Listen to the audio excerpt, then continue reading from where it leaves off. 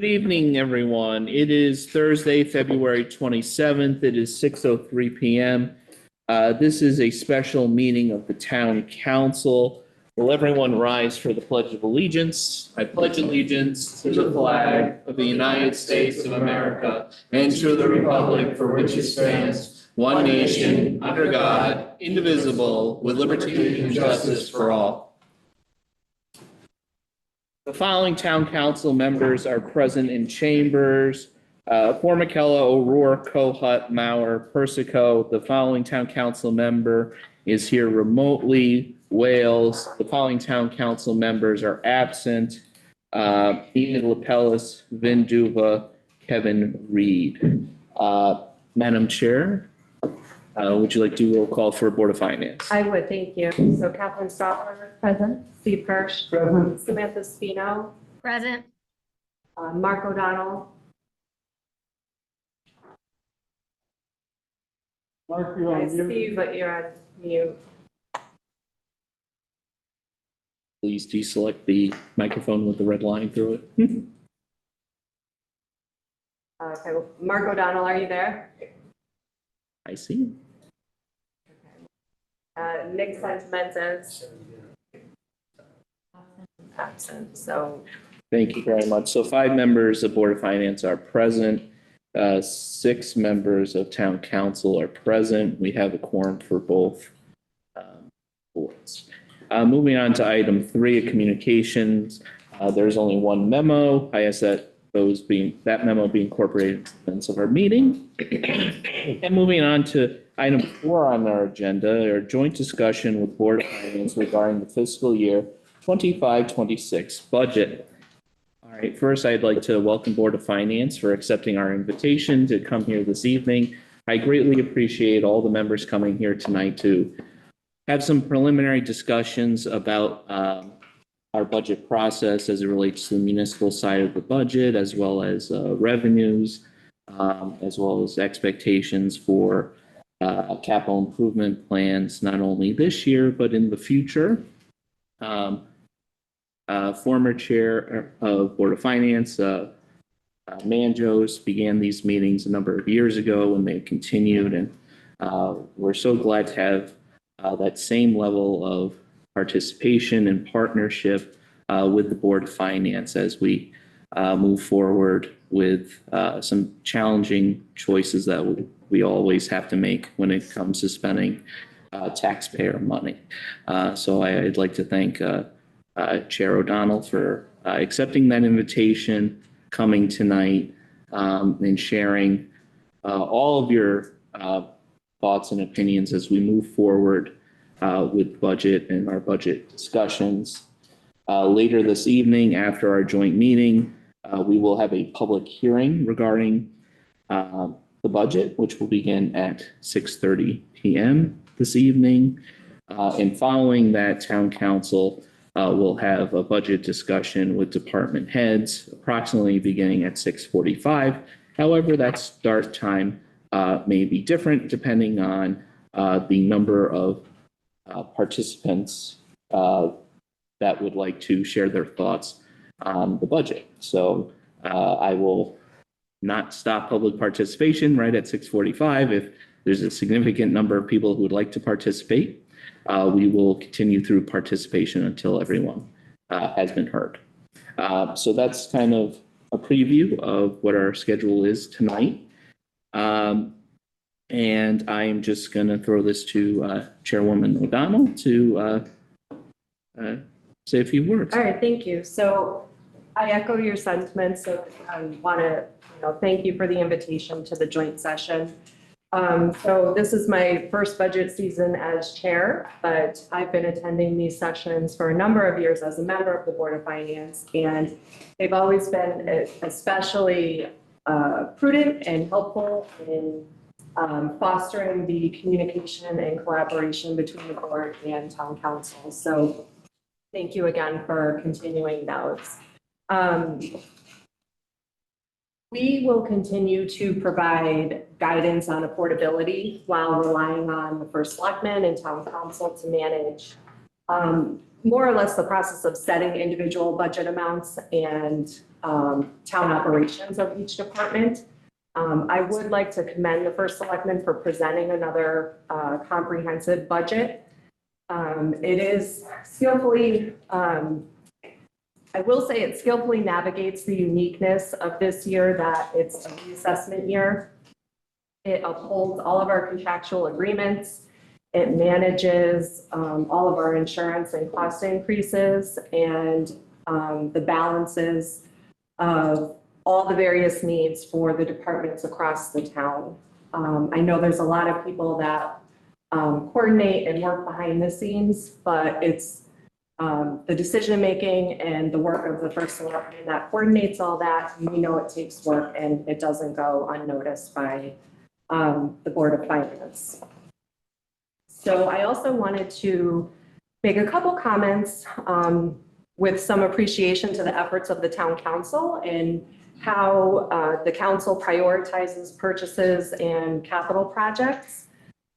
You know, whether your focus is on roads or infrastructure or improvements of everyday, you know, occurrences and keeping the town running, it's just been particularly beneficial in how you strategize and review you know, the capital projects that come your way. So I'm confident that that level of attention will continue moving forward. And I also just want to make a quick point on that note, because there's some important work that is being undertaken by a committee that is under the purview of the Board of Ed right now, where they're currently reviewing facilities. You've probably seen some of the articles, or maybe even been approached by members of the community on it. But they are reviewing the mechanics and space needs of the Monroe schools. And so while this is all in the early stages, and I don't want to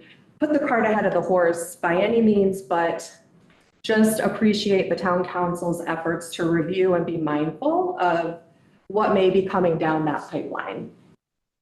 So, you know, getting back to kind of our financial posture, you know, some of our balances do show some strength. I think within the proposed budget, there's an informed use of fund balance, which I fully support. Additionally, the town treasurer has been steadfast in securing optimal returns despite rate fluctuations that we saw last year in 2024, and that will likely continue a little bit this year. But we will be closely reviewing those revenue numbers. And then, you know, as the budget is presented to the Board of Finance, we will definitely carefully review all the numbers. We'll craft any necessary modifications with our diligence. And I think it's always our goal that together we ensure that Monroe's financial health stays stable and strong. And so you have our commitment to work that process just with the same commitment that everybody does that's here today. So that was my remarks. So I'll throw it back to you. Okay, thank you very much. Chairman O'Donnell, I just want to make sure that I missed the roll call. It's Mark O'Donnell from the Board of Finance. Thank you, Mark. We'll note that. All right.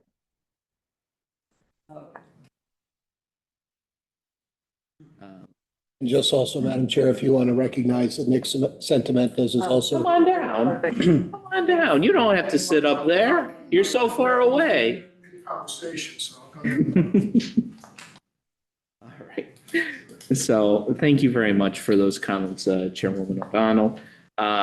So at this point, what I would ask is if there are any members of the Board of Finance, if there's any statement any member of the Board of Finance would like to make at this time about considerations in the municipal budget. I mean, you can offer your opinions on other things, but unfortunately, town council only has power over the municipal budget. So I would just open up the floor to a member of the Board of Finance. Mr. Chair, before we move on, I just want to make a note. I've had a couple of people message me that apparently the link was on the town site, that I shared as well as on Monroe Sun isn't working. I believe it's just the link code that's an issue, that if you copy and paste the actual info into the meeting. I'm trying that now that it works, but we may have some people. Did they say that the dial-in was not working? The dial-in is working fine. Okay, so I would, Yeah, if you have the ability to spread that, that'd be my great. advice is to dial in if they Yeah. can, but we may have some people who are Sure. unable to access right now. Sure. And I'll be mindful of that at the time public participation comes up. Or excuse me, the public hearing. So we'll kind of give a little bit of grace. Leeway on that. Yeah, on that. Okay. All right. So any member of the Board of Finance, Board Member Kirsch? Just a few comments. First, use of the fund balance. It's more than I would normally like to see, but I also think given where we are, we probably have no choice. This body has talked about for a number of years, concern about continued use of the fund balance. So again, I think we're in a position where we have to, but it's not what I would prefer. One of the things I want to be able to dig into is all the projects that are listed under bonding. Not that I'm necessarily against any of them. I think we have room to bond more than we have been. And that's something that I want to focus on as we go forward. Of course, I would be remiss if I didn't talk about roads, because I think we need to do, number one, do more. Number two, I'm interested in, as we discussed last year, where we are on the inspection of all the storm drains, which have to be done before we can do the work on the asphalt. And I think that I would like the council, who has a subcommittee that deals with public works, to look into that. And then I have to say something about education, even though it's not within the council's purview. I think the reductions were to the Board of Ed's request were simply too much. If you look at it just in raw numbers, it cuts into just what I would call the steady state, the contractual salary increases, the insurance, things that have to be done regardless, even before you get to some of the important things that I felt were important, that they tried to add into the school system.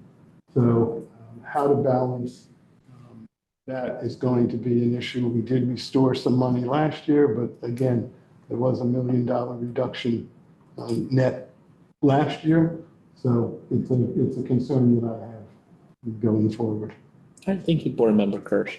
Is there any other member of the Board of Finance that would like to make a statement or ask for town council's consideration on any specific municipal item? I do not, but thank you very much for having us here tonight. Well, thank you. Thank you very much. Is there any member that's here remotely?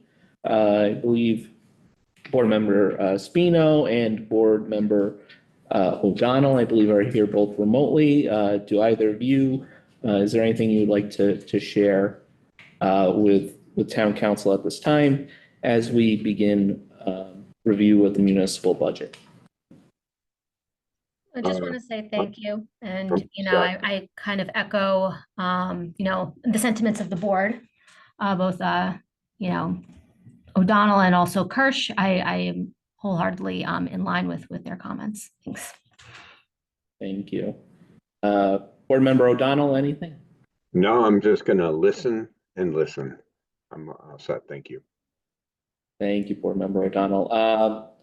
Listening is important, and we'll all listen to the department heads this evening. We'll listen to our members of the public that will have an opportunity to speak on the budget in 15 minutes. And we'll listen to each other and our fellow members. Now, thank you very much, members of the Board of Finance. Is there any member of the town council that would like to share any thoughts with the Board of Finance as we begin our municipal budget journey? Go ahead, Councilmember Persico. Not necessarily a question that I have, but I know a lot of people in our town, throughout the budget, there are adjustments that say utilize town aid road. And I think that a lot of people want to know what that is. So Anyone can answer that? Sure. I mean, do you want to have that answer now or during the department meetings Well, towards Public Works? I mean, we could, but I think there's more people listening now than there might be later on for the department meetings that might want to hear. Chris, could you come down and? Good evening, everybody. Chris Nowacki, Public Works Director. Thank you.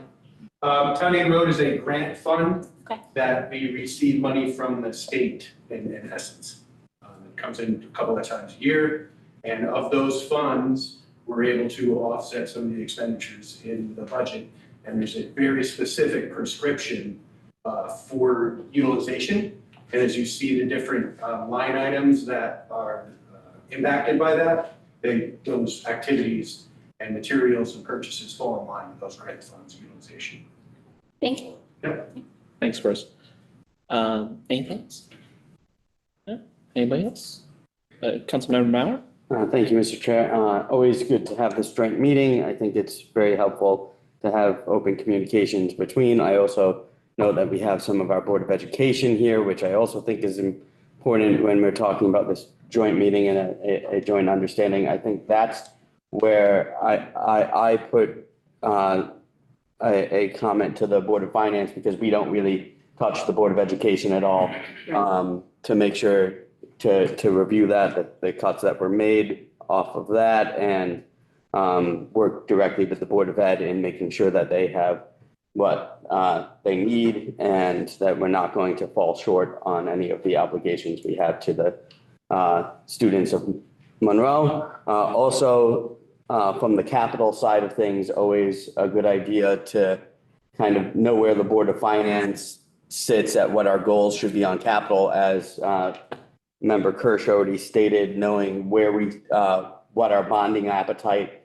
is, and having an idea of that will help both the council and the Board of Finance to know what kind of amendments we need to make on the capital budget, what we can do this year, what we should be looking to push for next year, or what's scheduled for future years that we think we should be moving up to this year. There's a few areas where there was some revenue changes from previous years. I'm going to probably ask some of those questions tonight with the various department heads, but that's something that I think the Board of Finance can look at, what the revenue estimates are.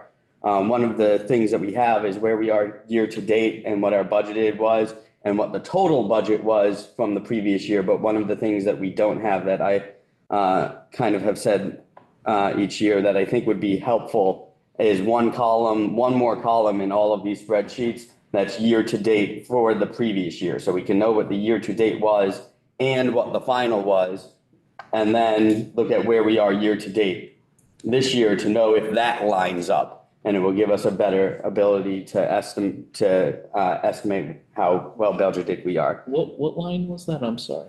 That's throughout. So I'm looking, I have a few revenue areas. Oh, on the revenue. That I'm looking at, but it's really throughout on all the expenditures too, is we have in our sheets here, the actual for 23-24, the budgeted for 24-25, and the year to date in 24-25. What we're missing is the comparison point of the year to date in 23-24. So we can say, hey, we have $30,000 budgeted for this, but year to date, we've only spent $2,000. That being said, we spent $28,000 in 23-24, but were we at $18,000 year to date in 23-24, or were we also at $2,000 year to date, 23-24? So is it something that's just an expenditure later in the year and that's why it's not there? Or is it that we're spending a lot less or a lot more than we have in previous years up to this point? So I think that's just a missing data point that would be extremely helpful. And that's something that maybe the Board of Finance, as they're going through, can consider as well. The final ones are, of course, the insurance and the wage adjustments. We won't have that information.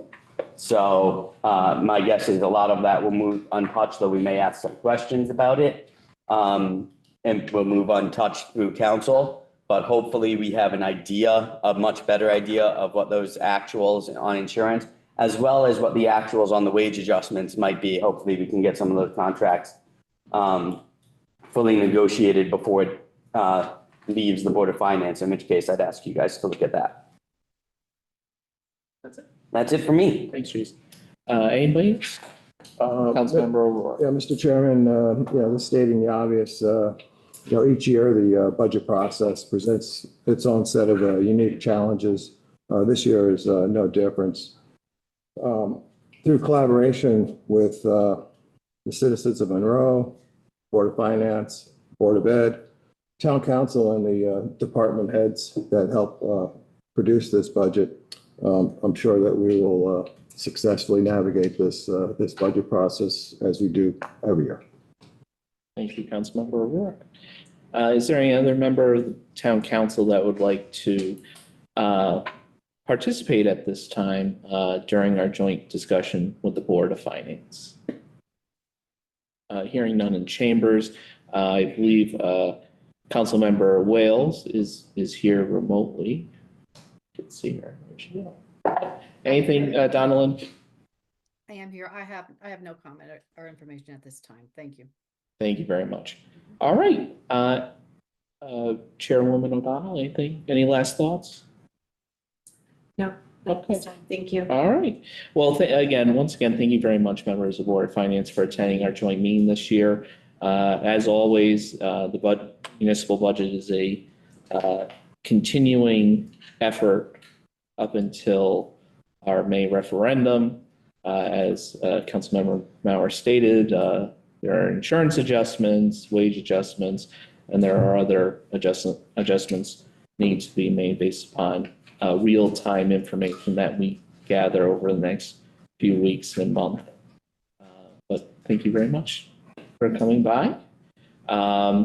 And now I know I noticed the public hearing for 6:30, but we are on the same recording. So at this time, if the board, any member of the Board of Finance would like to leave, they can. If they would like to stay, they can. This is a public meeting. But I'm going to turn it over to the public hearing at this time because I do see a few people here and I see a lot of people signed in online, and I'd like to give everybody an opportunity to be able to participate. So I think the best way to move forward with the public hearing is to begin with those that are in chambers. So if there's any member of the public that would like to participate during this public hearing on the fiscal year 25-26 budget, anybody in chambers, please come up, name and address at the microphone.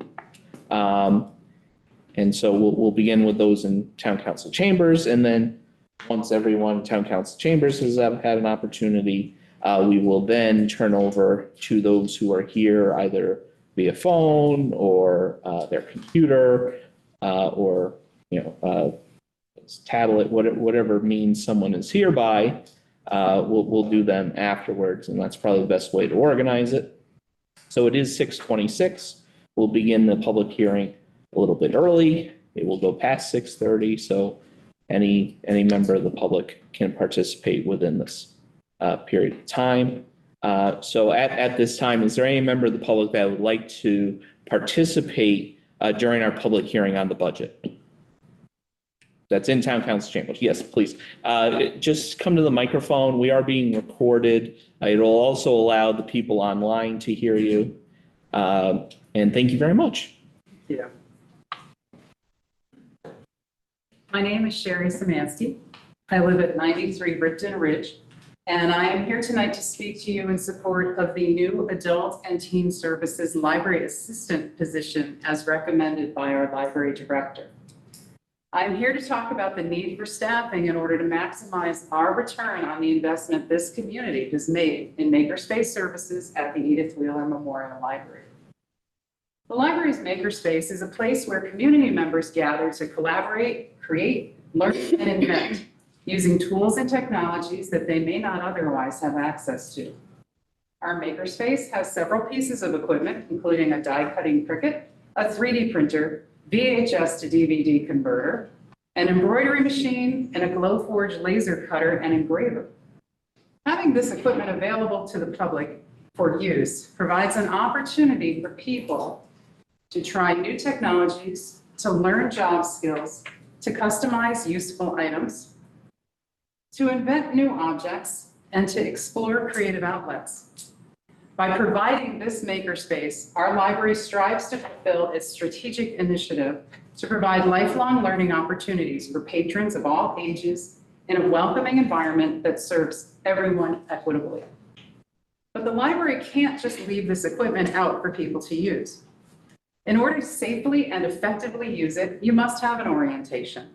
Did you know that there are private makerspace clubs here in Connecticut where members spend hundreds of dollars a year for access and time to use the very same equipment we're offering at our public library? The library makerspace helps ease the economic burden on our residents by eliminating the membership and access fees. Based on its use last year, the library makerspace saved Monroe residents more than $27,000, and it has the potential to save us so much more. Unfortunately, at its current staffing level, the library does not have the capacity to meet the demand for use. Last year, on average, more than half of those who needed access to the equipment spent some time on a waiting list before they could schedule that appointment for the necessary training. As a taxpayer, it really irks me to see equipment and services sitting idle. By adding a teen and adult services library assistant, our library will be able to remove this barrier to access, and the equipment will be used more frequently. There is no better return on the investment we have already made. Our community has spoken, and they value this level of service from the Edith Wheeler Memorial Library. By investing in high-quality, accessible library services, you have an opportunity to positively impact the quality of life for all residents, to help prepare our young people for their future, and to keep Monroe highly attractive to home buyers. As I close, I want to thank all of you for your service to our community, and I want to publicly acknowledge our library director, Nicole Signoli, for her outstanding vision and leadership. Thank you. Thank you very much. Is there any other member of the public that is here in town council chambers that would like to participate during this public hearing?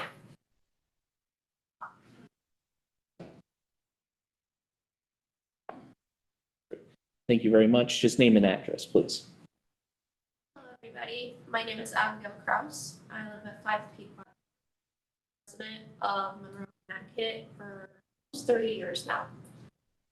The makerspace became available to us a couple of years ago, and I started taking advantage of it about last summer.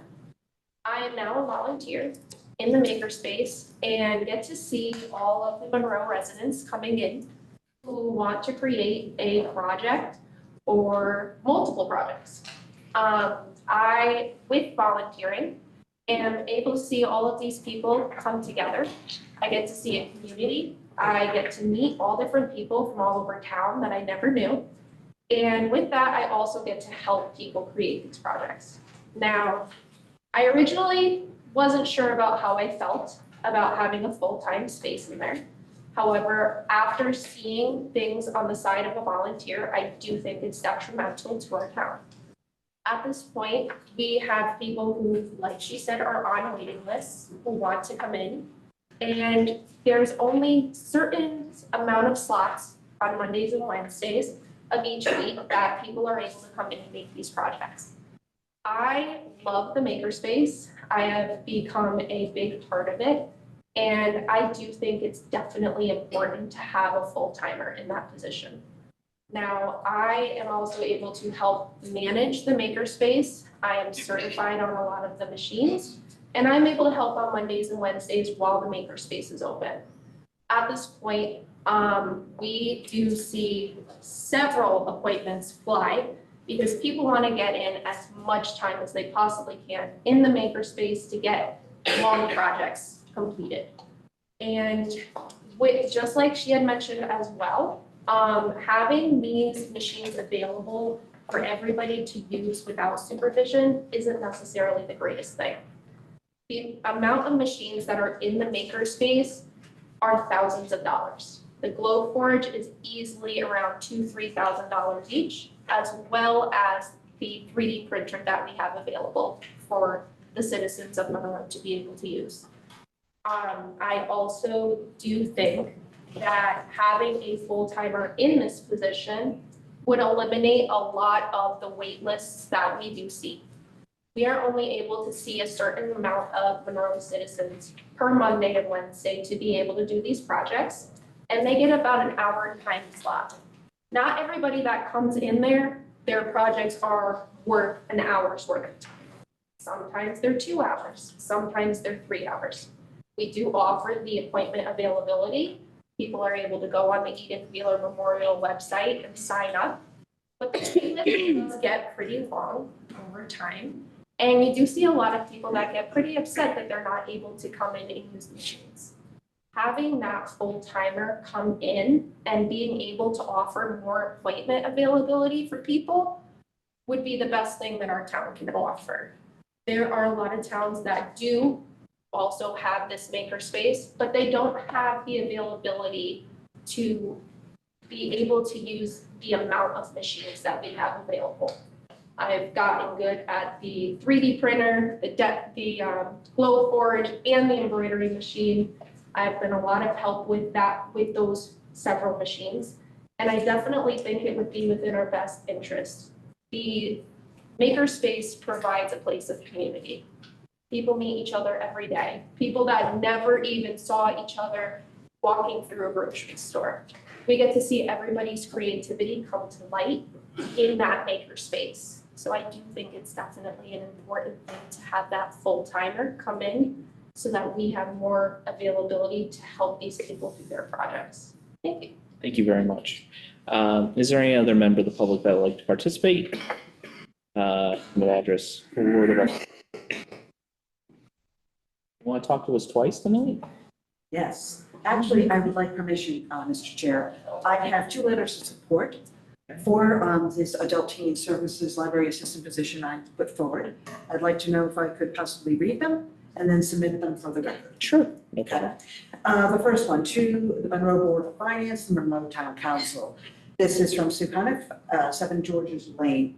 I'm writing in support of the 25-26 library budget and specifically for the full-time position to the library staff of an adult teen services library assistant.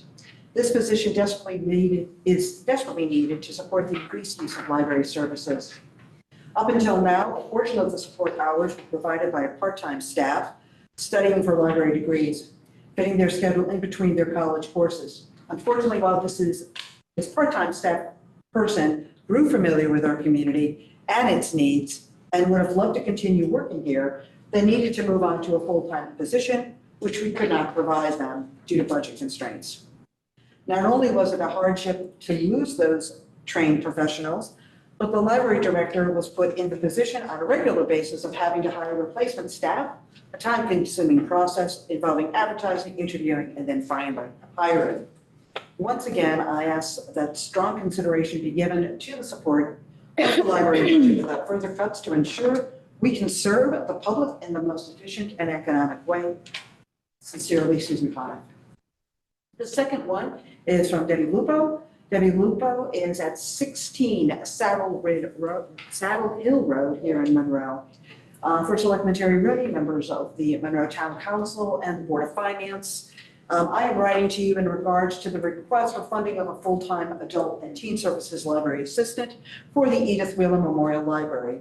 This position is needed to expand the hours of the makerspace to meet the hours of public demand for its use and services, along with other duties mentioned in the budget request. Usage and wait times for the makerspace are steadily increasing, and unfortunately, due to a lack of staffing, many of these needs are not being met. Upon reading the return on investment calculation, I had it attached and given to you for the record, to the community. It's a return on investment calculation. It's value of the makerspace to the community that I prepared for the Library Board of Trustees is presented to you. It's clearly evident that this position is needed to meet the needs and demands of the citizens of the town of Monroe. I fully support this request and the proposed budget for the Edith Wheeler Memorial Library, as a member of the Library Board of Trustees and a citizen of the town of Monroe, and hope you would also respectfully submit it. And I thank you very much for your time for listening to them. Thank you very much. And if you could just hand those letters up, I'll make sure that they'll be part of the record. Mr. Chair, while those letters are being handed up, quick question, if I may, very quick, very quick. She's gonna come up. I know, but I want to, while the audience. I want to move people in. While she's handed, All right, it's very quick. Just, have we ever done an exhibition of We had 2 open houses. open houses for people to bring the things So the that they? makerspace was first, it became built in 2019, COVID, right after COVID, probably in 21, before I was hired, we had an open house. I had an open house right after I was hired in 21, 22, in April of, that's got to be 2 years ago, 23, an open house as an exhibition of what's in there, seeing what's going on in that. We've had 2 open houses. And I might ask our first selectman if it would be something considered to maybe reach out and work with the library and town hall to maybe have some of the items, if people are willing to do it, to put on exhibit here in town hall at certain points throughout the year. You think I don't interact with Nicole? I think you interact with Nicole a lot, so you an extra conversation. You think for 1 minute, Councilman Mauer, that I don't interact with Nicole? How often do we talk? Pretty regularly. Yeah, we're gonna go for my rocket lunch for sure. I guess my question, when you say exhibit, you mean actual products that are made? Okay, I misunderstood. Yeah, it's people that are, an exhibition for these people who make these things, who spend their time there in this community to then come together and see each other's projects, and also other people from the community to then come and not only see what can be done in the makerspace, but get to support these wonderful, creative people in our community. At this point, I have been in full support of Nicole's work. There's also been a little hiccup with the library board, and I said, Nicole's not going anywhere. She does a fantastic job. I think that could be something nice for the people who do this work, maybe if the town hall, if those people are willing to exhibit some of their work at the hall, I think that, at town hall, I think that would be. It would be fantastic. That would be fun. And Nicole knows that I have no problem collaborating with that stuff. We had a long conversation about artists and drawings and music yesterday. So. And that ends my tangent, Jay. Thank you for indulging me. Thank you. Thank you very much. Thank you. Thank you for your hard work. Thank you. Is there any other member of the public that is here in town council chambers that would like to participate this evening during our public hearing on the fiscal year 25-26 budget? I would actually. Sure.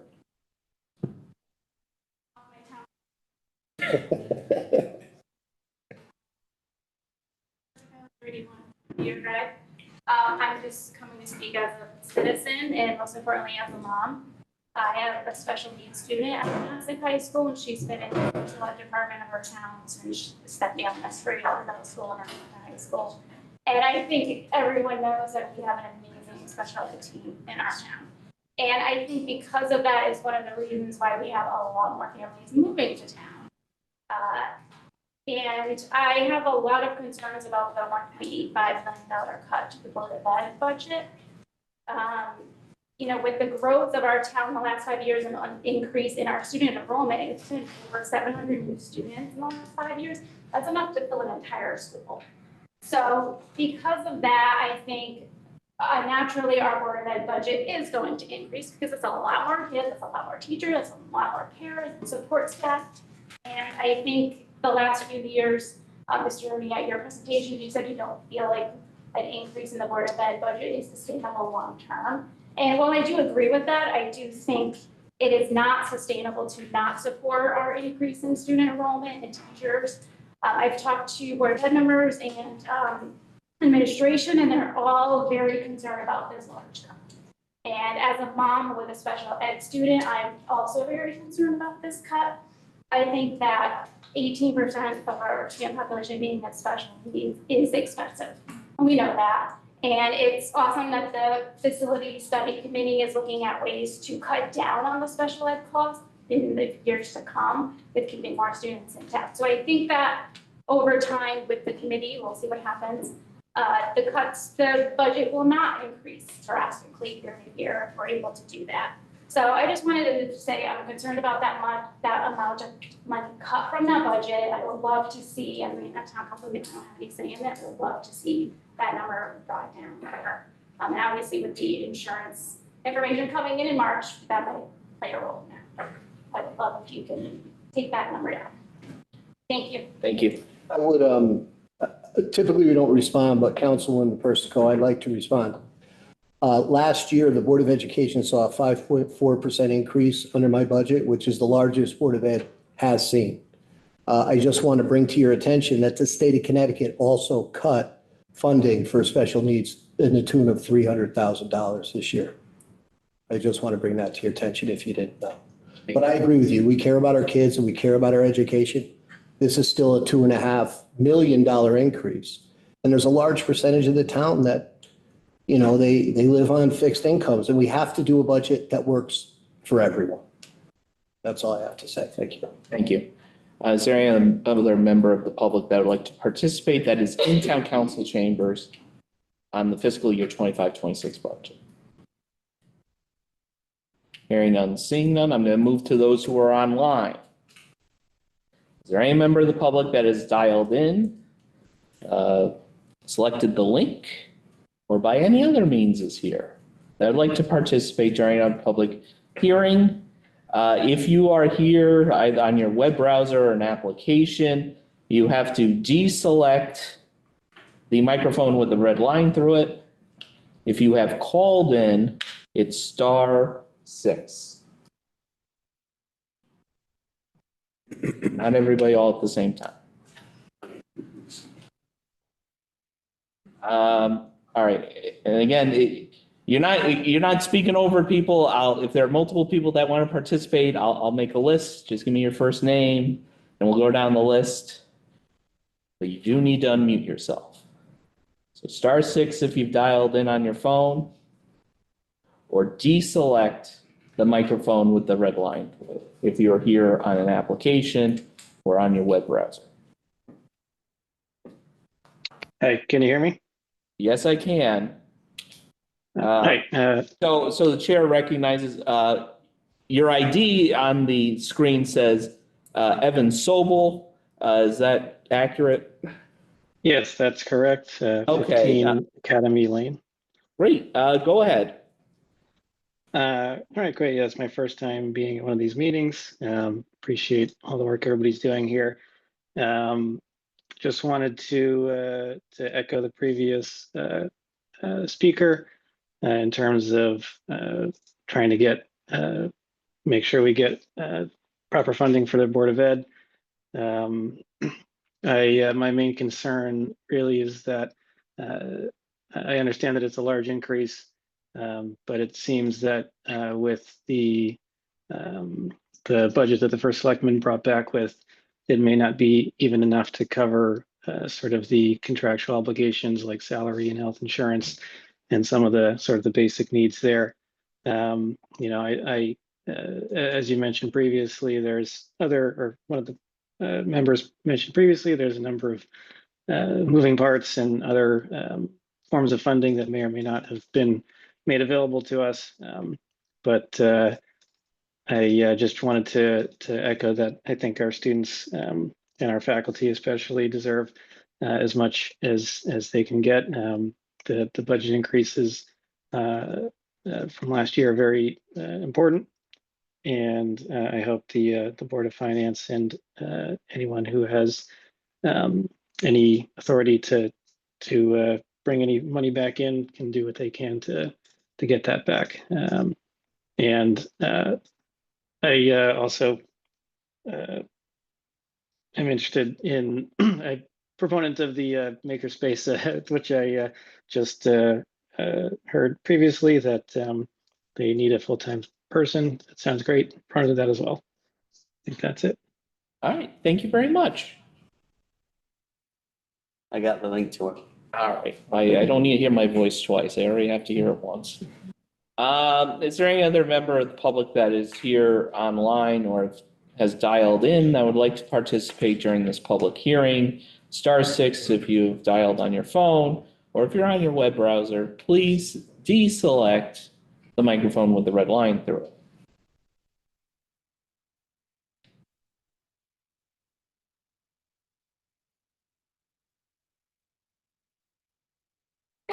Hearing none, seeing none, last call. Anybody here, town council chambers? All right. Then I'm going to adjourn this public hearing at 6:48 PM. Thank you, everyone, for participating. All right. Our next item on the agenda, budget discussion with department heads.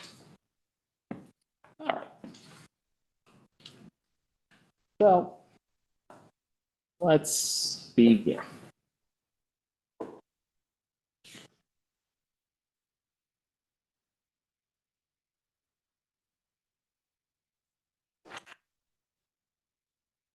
All right, Terry, you're technically first. Yes, I am, sir. So we'll start with you. Enormous increase in my budget, just so everybody knows, 19.58%.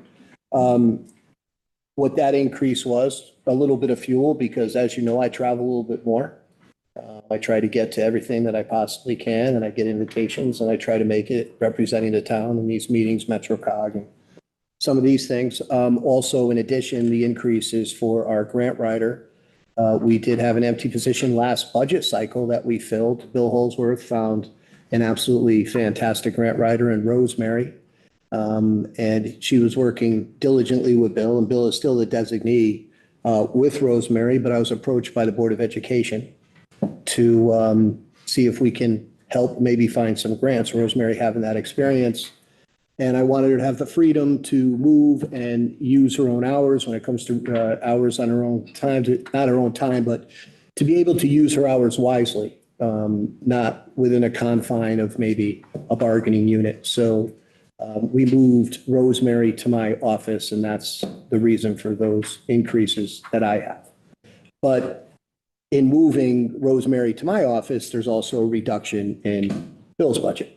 So that's all I have for this council. Thank you. So obviously, nearly every question in the budget can be posed to the first selectman. However, are there any questions regarding the changes that are incorporated on pages 40 and 41 of the proposed budget for the first selectman? Mr. Chair. Councilmember Mao. Thank you, Mr. Chair. Just a couple of questions.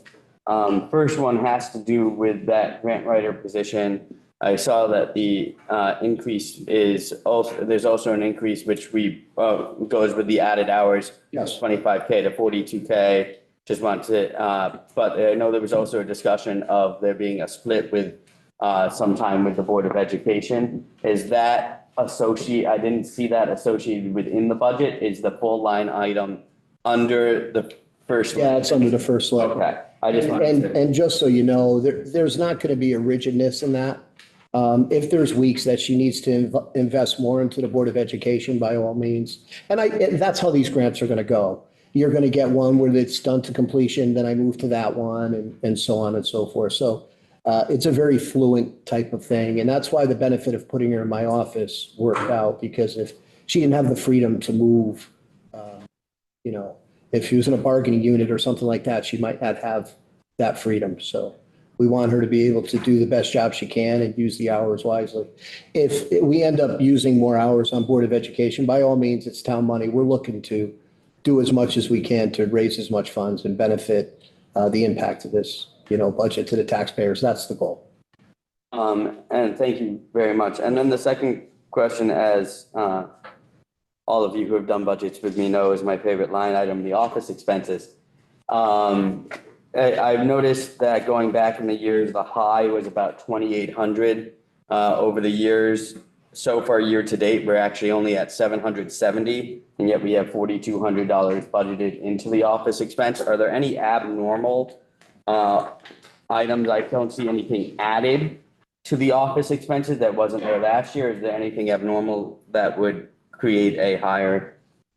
Dealing with postings, Connecticut Post and things of that nature. If something comes out of the office that we have to post, we no longer have voices anymore. We have to go to the big bills to the Connecticut Post. So as you go through this, some of that could be that you're going to see that's a driver. The fact that we can't use the post anymore, I mean, the voices anymore. Had to go to Connecticut Post as a driver, so that is probably part of that. Good. Thank you very much. Welcome. Thank you. Any other questions for this segment of the budget, which is 40 to 41? Just one other. Go ahead. Mr. First Selectman, I've raised this in the past, but is there a reason that we have not considered having the grant writer act rather than an employee as a contract person whose actual income is a percentage of the grants they successfully obtain? Councilwoman Coa, since I was on council, there has been cries for a grant writer. Cries. And we have one, and we have a good one. I'm very happy. Appreciate that very much. I'm very happy with collaborating with the Board of Education. We are in such a good position with this grant writer. Even if somebody came to me and promised me the world, I would stick with what we got. So the answer to the question is no, that was not considered as a method. No, because it started off by this body approved that position. So we hired within that position. So we, Raised the question in the past. Yeah, I mean, it's a small amount of money to pay. I mean, grant writers get a percentage, right? So if you get $1 million, they get 10%. That's a lot of money. We might be able to do it for far less. Incentive. And then work closely with them and also she has assistants, with the office staff and things of that nature. So we want to monitor that closely. We want to see exactly what's doing. And we also want to pass that knowledge on to other people. A grant writer comes in, they do their job. They don't teach you how to do it. They do it, they make the money, they leave. We want to build a generation of grant writers. That's my goal anyway, to bring people up underneath Rosemary that know how to do this. And this way we always have consistent people that are learning and could do it in the future. Thank you for your response. You're welcome. First Selectman, just to follow up on that question, has there been a performance issue with our grant writer that she would need additional incentives to do her job? It's been a big performance issue. She's been knocking it out of the park. She's been fantastic. She's working on some real significant grants for, Bill, you want to come up and you want to share some stuff about the grant writer and what she's working on? I think it'd be a good time for you to, I know you're going to be coming up, but because it's an issue, I really like you to just kind of say a few things in regards to what Rosemary's working on right now. I know it's a little out of order, but I think I'm just not sure exactly which folder all of the grant information is listed in, so I just find her as a blind thing. So we are working on several grants. Some of the grants that we are working on, there's a Protect grant, which has been pulled by the federal government because of some of the things that are within that. So that's kind of on hold. There's a BRIC grant that she is working on. There's the Healthy Communities grant that we've applied for. We're waiting to hear back from. It's the STEEP grant that we're also waiting to hear back from. The idea of a grant writer as a consultant, how do I say it? Having them incentivized via a percentage of the grants that they are selected for doesn't necessarily align well with the financial scheme of the town.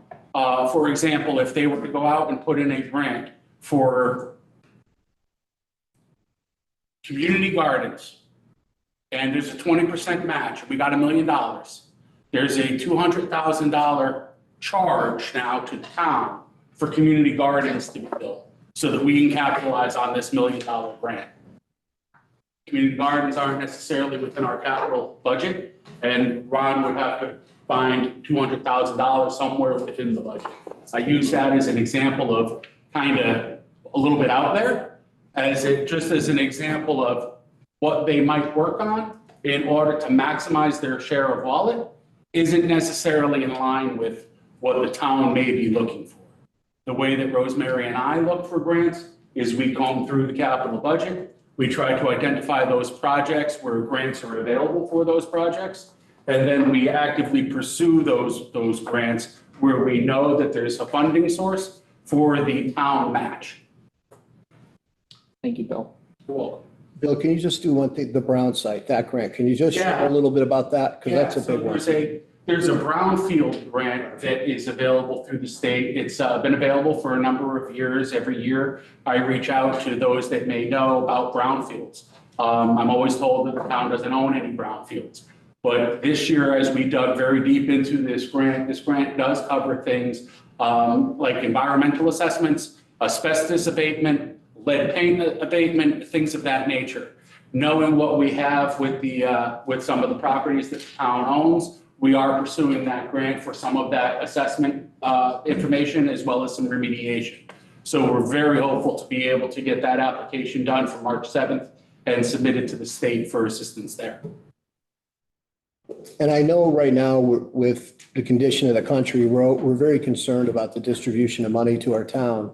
When Rosemary talks to them, they kind of give you a litmus test on what our success rate is going to be. And we've received some good news from the state, correct? We have. We've been working on another grant for some culverts. We've been working with the town engineer and the folks of DPW in order to understand from a road standpoint what culverts might be necessary to be replaced. So we've been very active in working on grants with that, reaching out to some consultants that MetroCog and the state have been able to provide us.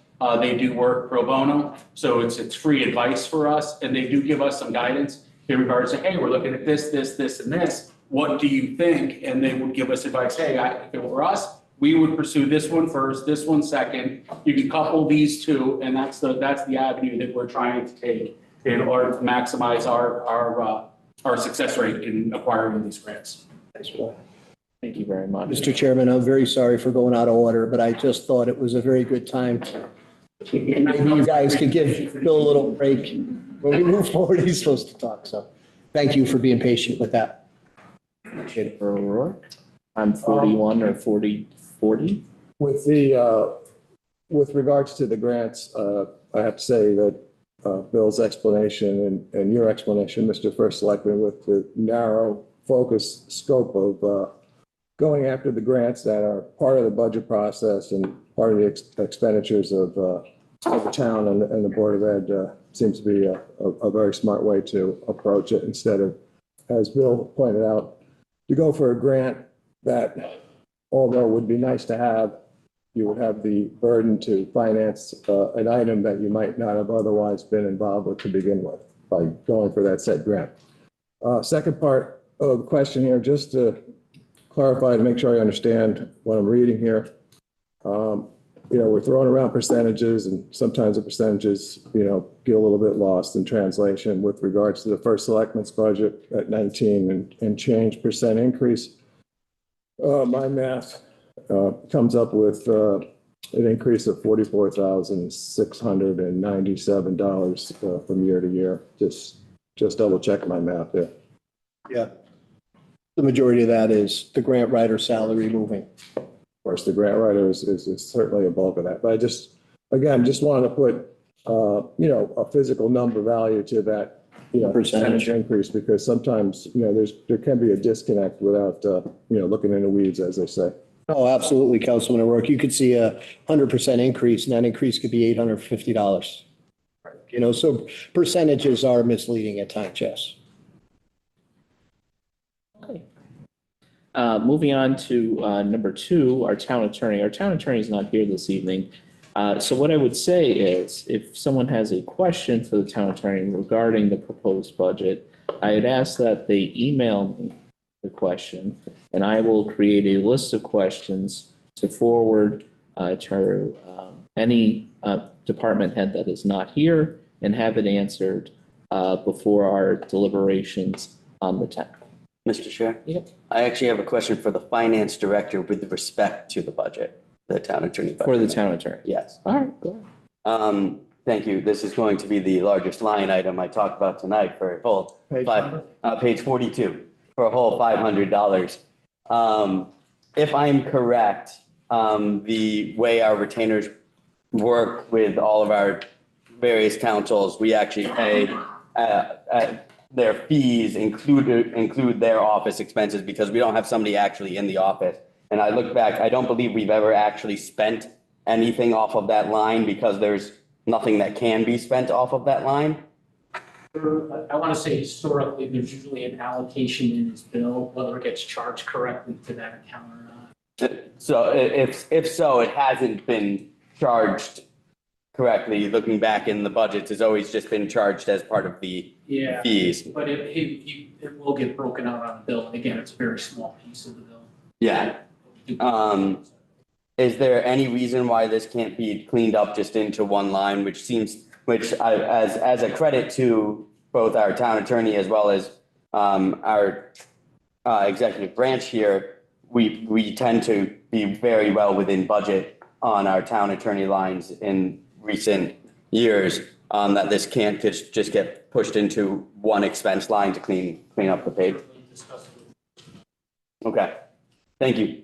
So Councilman Bauer, just to ask you a question. So are you proposing that we take that 500 and make that 281,000, or are you? I think we're fine leaving it at 280,000 at that line and just eliminating the office expense line. Just eliminating that line altogether, yep, okay. I think 280,000 might be high, but it's well within my comfort of a cushion in case something were that I have no problem budgeting for that amount.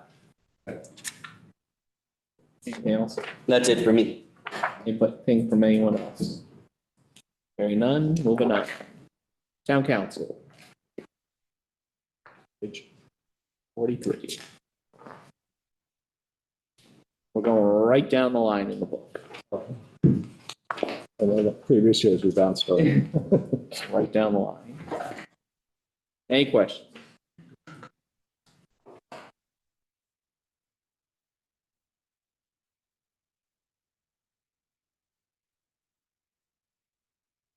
Hearing none. Moving on. Board of Finance.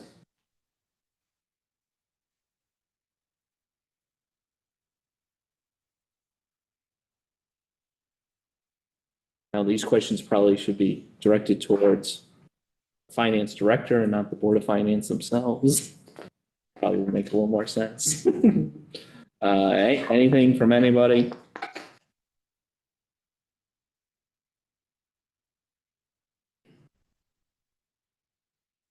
Hearing none, seeing none, moving on. Registrar of Voters. 47. Any questions?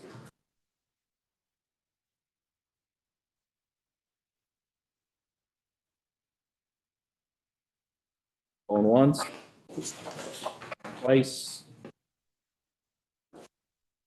On. Thank you for being here. Thank you. Just while we're here, I just want to mention, this was a very tough fiscal year for the Registrar of Voters. They've done a fantastic job. Obviously, nobody's asking questions because we all know the increases are coming from early voting. They have navigated state direction that's been ambiguous at times, and I have endured many visits into my office from the Registrar of Voters consistently during that process, but they've done a fantastic job. And even in the recent Senate race, there were some difficulties, and we got through it. They got the new machines, and I think that went pretty well. So just I want to say in front of the people that are listening, this body and the people that are here, I'm very thankful for the great job you've been doing. This is a tough year. They've instituted early voting, which is new, so it's not something we've done before.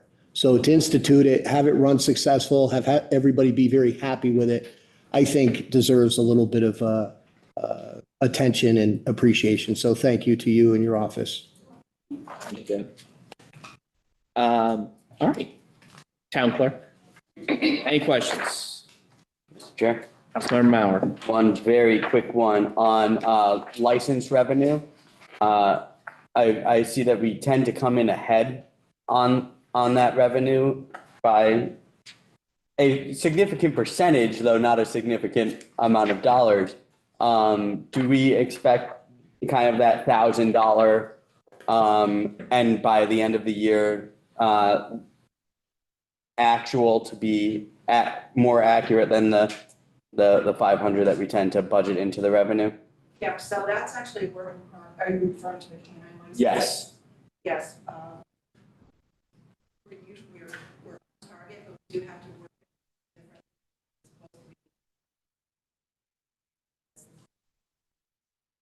need to take money and actually put it toward a dog food fund. Okay. What fund was that? I'm sorry, dog, what was the second? Dog license fee fund. Oh, so okay, not okay. related to the town clerk portion as well as the animal control. And is that new for this coming, for next, that's new for next year? All right, then I have no issue leaving it as the conservative estimate and then seeing how that plays in. Thank you. Thank you. Anything else for the town clerk? Thank you, Vita. Tax collector. Yes, we need one. I'm asking. Mr. Chair. Go ahead. There she is. Hi, Deb. Office expense line, we've historically come in the 40s. We're at 12 right now. I'm sure that a lot of it gets used later on That's in. because our bill goes up until June. All our expenses and our printing and everything is until June. Legal notices, everything is usually in June, and all the expenses are in June before. We have to do that before. Do you expect that 51 for this year is probably still on target? Hopefully. Okay, Last year we went over a little bit, okay. but I'm hoping we'll be on target this year. That's it for me then. Thank you. Go ahead. Hey, Deb, excuse me. Deb. Everybody assumes I'm the only one with a question. I read or took note recently, I think it might have been in the Sun, and I guess I just wanted to ask you to see the accuracy of it. But the collection rate, I thought I saw something whereby the collection rate for tax collection for town Monroe under your leadership is over in excess of 98%. Yes, and they set it to 90, 87, I think. we set it next year for higher. I believe it was 98.9 was their set. But also, just to add to that, I'm sorry to jump in, but I think Deb has seen a lot of people paying back taxes as well. We've had a surprise in that, I We believe. had surprise in back taxes last year and this year. COVID really did us. Monroe is a very desirable town to move. As we can see with the schools, so there's a lot of property transfers and the prices in Monroe have stayed up there. Unless the economy starts going down, which I hope not. But I don't foresee anything that we're above last year's selection rate that we have. I just want to say that, obviously with that type of number, it's outstanding and, well done. Keep going after everyone. Enjoy it, Deb. Thank you very much. Moving on to our town treasurer. Any questions for Frank? Besides saying hello? He's so far in the back. Any questions? Hearing none. Thank you, Frank. Anything for our boards and commissions? I have a question. We're on 59. Go ahead. The Inland Wetland Commission, their actual year to date why is that so high? That's reimbursed amount. So there's an amount there that's gonna be reimbursed. Okay. Okay. Okay. Before we, Mr. Chair, I'm sorry.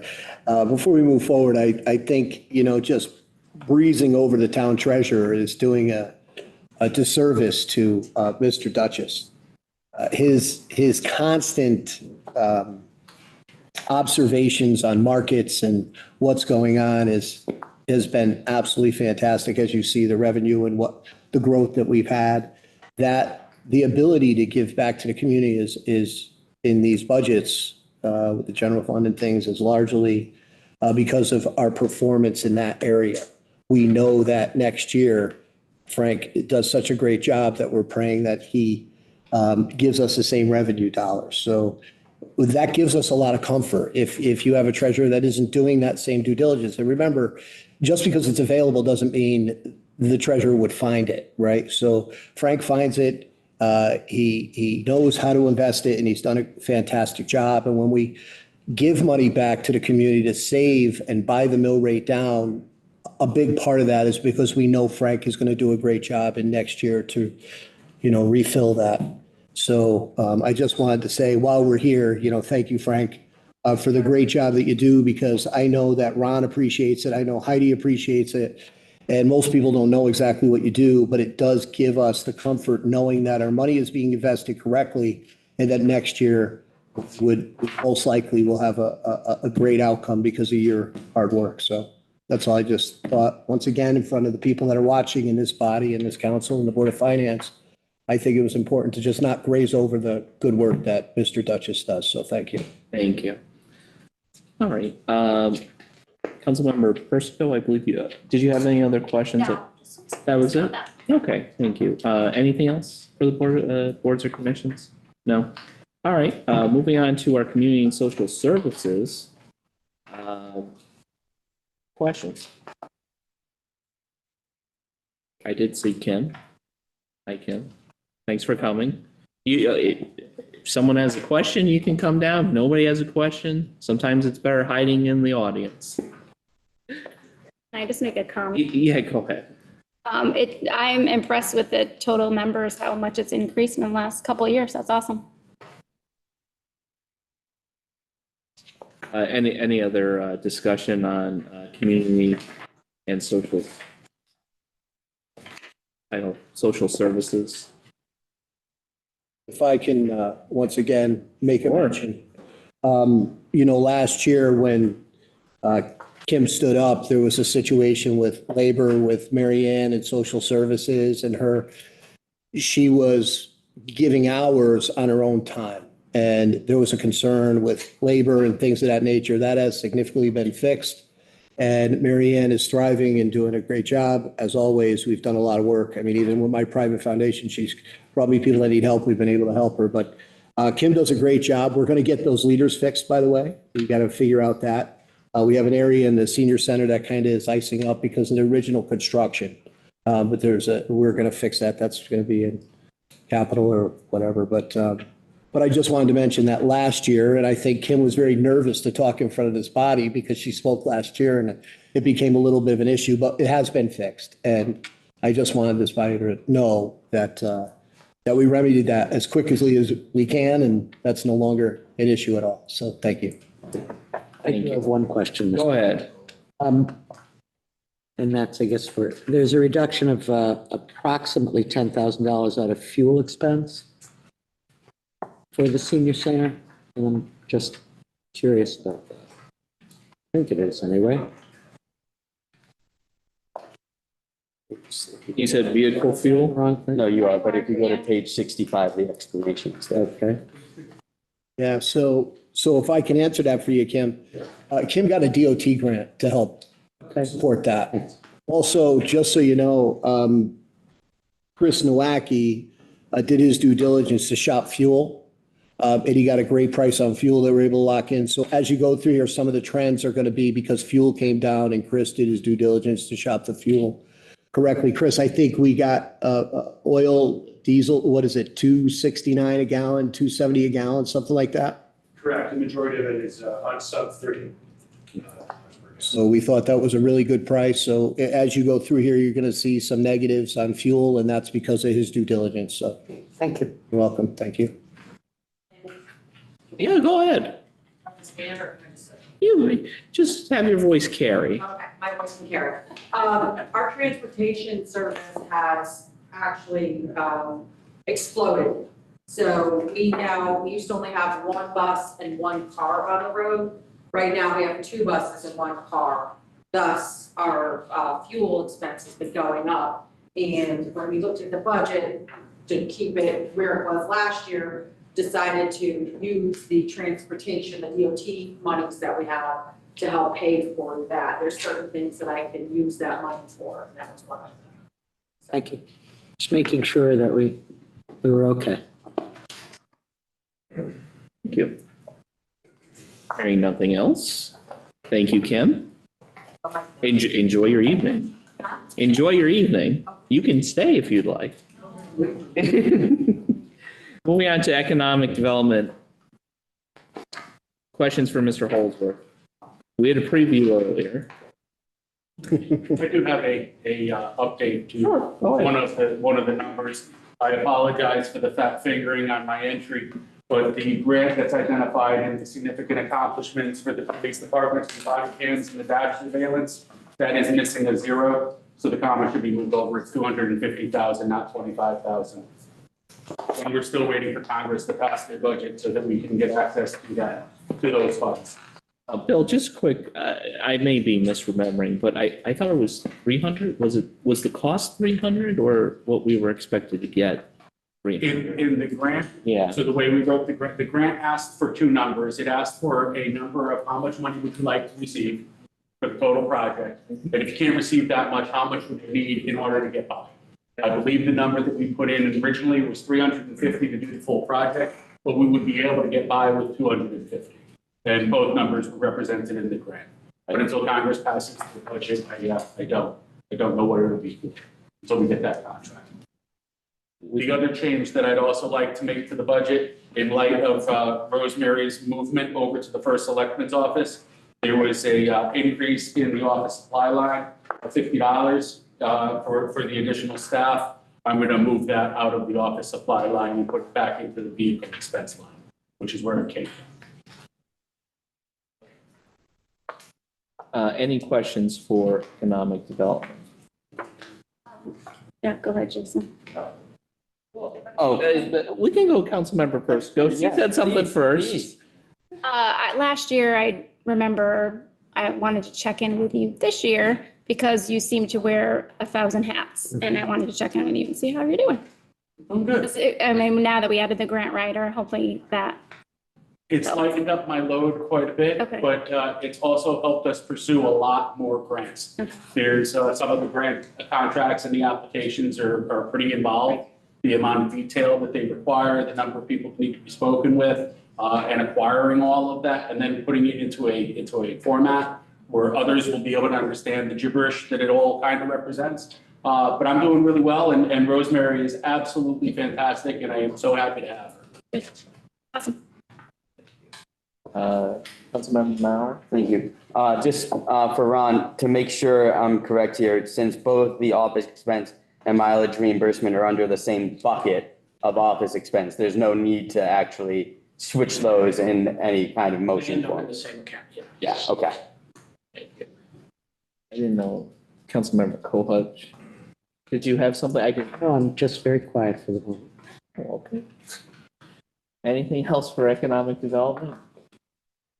Thank you, Bill. Thank you very much. Thank you. Craig, Human Resources.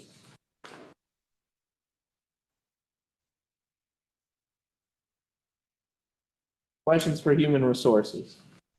Mauer. Thank you, Chairman.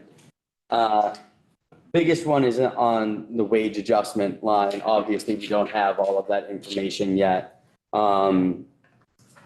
It seems like some of the negotiations will also probably be, I'm guessing, retroactive to this year, which is why there's such a differential in the year to date and what our budgeted amount is there, or are we just coming in way under on this year for the wage adjustment?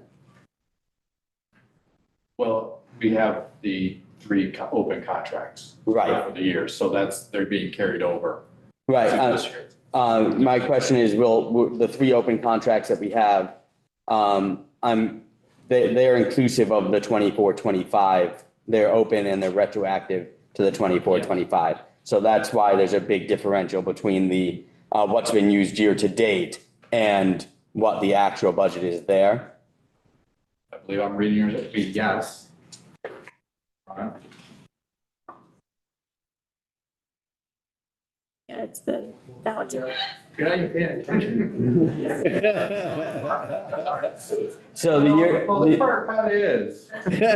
Year to date on the wage adjustments, only at 10 grand, the budgeted amount is 174. That's because the contract negotiations we're doing now are retroactive to the 24-25 year, correct? Yes, yes. Okay. So, I mean, there's only one open right now. There's 3 open for next year. Okay. And that was going to be my next question. So the only one of them is retroactive 24-25, which is why that number is so different than what we're projecting for next year, which is 3 contracts. Okay, that answers all my questions. Thank you. Thank you. Anything else for human resources? If I can, okay. Whoa. Not everybody at the same time. It's council's meeting, Councilwoman. We will go with Councilman DeCola. Thank you.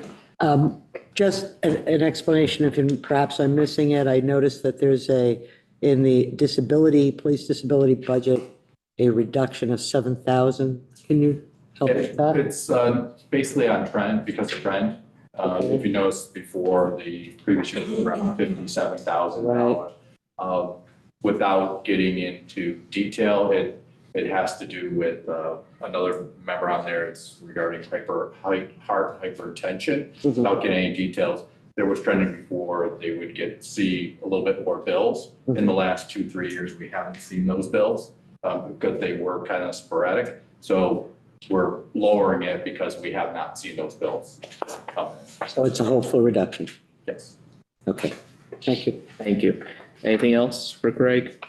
If I- First Selectman Rooney? And Bill, I didn't bring you up because you've been in a lot of articles and everybody knows what a great job you're doing. So don't think I left you out in this, but I just want to mention the work with HR. We have accomplished, we've been doing things a little differently with the union contracts. We've met with union presidents directly. Not that we don't respect the use of labor attorneys do, but we have been able to negotiate very well with our union presidents. The police union was highly successful. That was Craig and Ron in that room and Keith White. We were able to negotiate that union contract really well. We went on to, we're doing highway now, which will almost be completed. Jason, you did see the breakdown of the wages and things of that nature. So you see what we're doing for retention and things of that nature. Craig's a big part of helping on that team, and that team has done a really good job working directly with the union presidents and bringing forward negotiations that are fair, good for the town, good for the people, really, really good, fair contracts. So I just want to recognize Craig's hard work there. These spreadsheets are not easy. When you turn around, you say, okay, we want to make this change. All of a sudden it turns into a whirlwind of new paperwork and new concept, new ideas. And Heidi's looking at me going, because there's some times where we do it and Heidi has to work a little bit harder, or a lot of bit harder, but Heidi can handle it for as long as you can handle it. But I just wanted to mention, Craig, I appreciate your help, and I want the people that are listening and people here in this body to recognize that the union contracts, we've been negotiating them directly. We remember maybe during election when they said, have you ever negotiated a union contract? Well, the answer is yes, and now multiple. We've been successful with them. And I think we'll continue to be successful. So I just want to say thank you, Craig, for that. Appreciate it. Thank you. I'm sorry. I did have a question.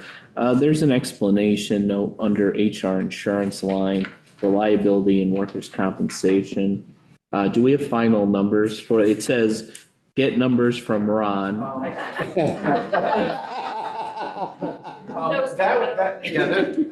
in, I has removed that for the next budget going to finance, so you don't have that in there. So. Okay, but we've kind of solidified. So okay, we got them from Ron. Yeah, that had to be done with because of Board of Ed, workers' comp numbers and splitting it and so forth. So, but that's what the numbers were. Perfect. Thank you. There's one policy and there's an allocation to the board. All right. Anything else? HR? No. Thanks, Craig. Thank you. Finance. Ron and Heidi don't get to go home, unfortunately, actually. Mr. Chair, go ahead. Give you one guess as to what line it's on. I just noticed we're at the 2,700 now. is it a matter of things get spent later in the year? And do we feel like we're over at this point looking forward for this year's budget? Yeah. Because usually, towards the end of the year, we do archiving of our records. Right now, we're paying for all the tax forms, envelopes, printer cartridges, stuff like that. That is increasing in price every year. I'm trying to think what else. Yeah, so, as we need checks, the price has increased on that. We have to order those for accounts payable, payroll. So yeah, I think that we're on track. I monitor what we paid for this and built it into the budget. I think we're okay. Works for me. Anything else? I will tell you, I can't buy lunch without Heidi's approval. So the meals that we had before, we had a little bit of food for people. I had to clear that with Heidi before I used it. So she controls everything down to the penny, and Ron and her share Post-it notes. So Does that mean Heidi always gets to pick where to go? kind of. No finger pointing. Anything else for finance? Hearing none. Is Paul here? Oh, he is. I didn't see him coming. Technology. Questions? Mr. Chair. Councilmember Mauer. Thank you. It's a different line items for you. Just a little bit of information on the new tech positions and some info of what that not only what those positions will be doing, but also where that might affect other items of the budget, if that might affect other items of the budget. Well, to answer your second question first, probably not. Okay. The positions are split positions between the town and Board of Ed. So it's kind of contingent on both being approved. I can't have a half a person. Those two positions, the first one is a technician 1/inventory analyst. That position will be supporting the operations of the department as well as supporting our inventory control enterprise-wide, so both the town and the Board of Ed. We need to know what equipment we have, where it is, and how it's being used. The second position is a technician 2/cybersecurity analyst. This position will be responsible for taking charge of the cybersecurity initiatives that the department is currently engaged in. Some of the things that we do are very sensitive security-wise, but we also get a lot of information from our federal partners, state level, both at the State Technology Office and also the Demis regions.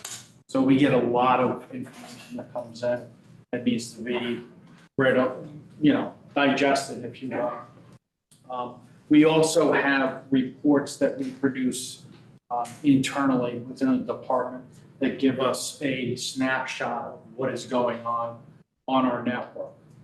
It's a very useful tool. It's a lot of information. So we need more eyes on this. Just the sheer amount of information that we have to process every day from a security standpoint. So based off of that, what we have in our packet is 2 technician 1s. Is that not accurate?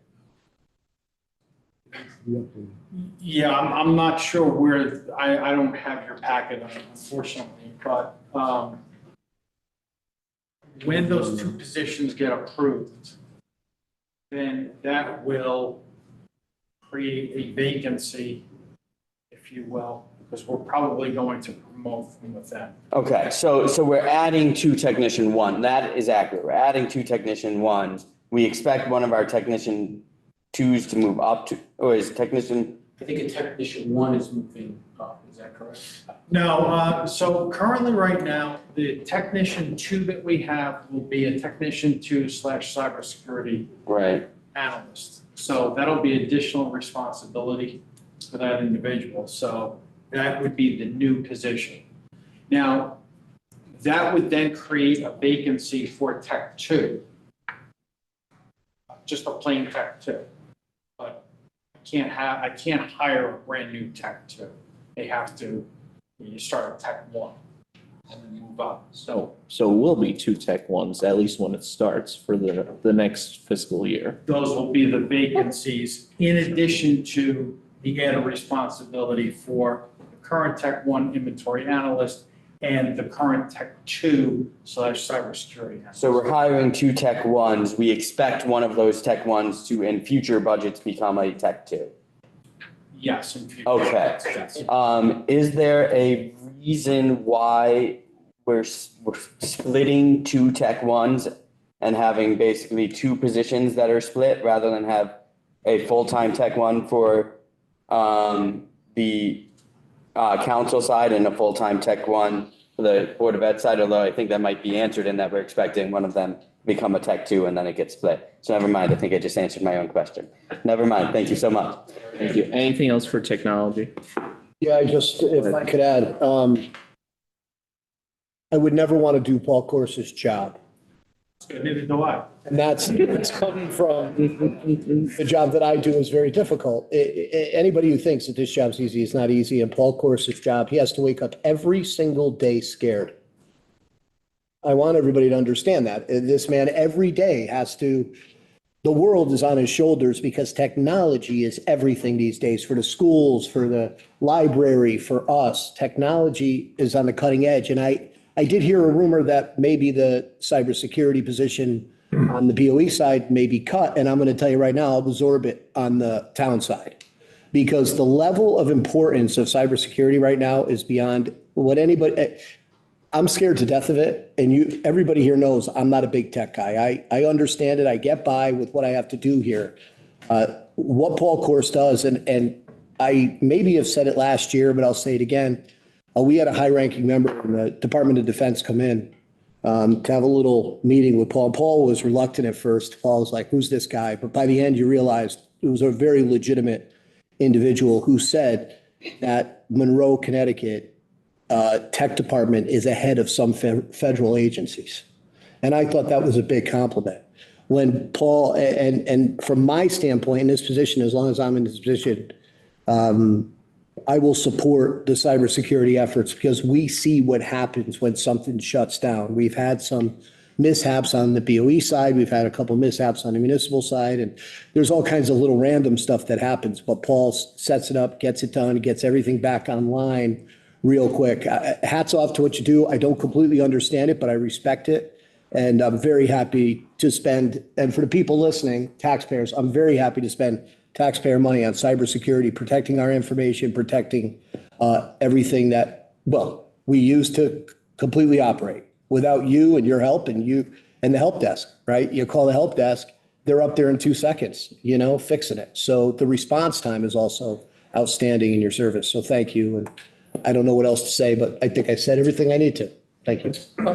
With regards to my interaction with what you do is like accessing the town website, specifically to employee email, the fact that you enter, your password, now that there's an added level of security with regards to a push that comes back to your phone where you have to physically enter in that number. I mean, the 2 level of verification for getting into the system has to be pointed out as a positive.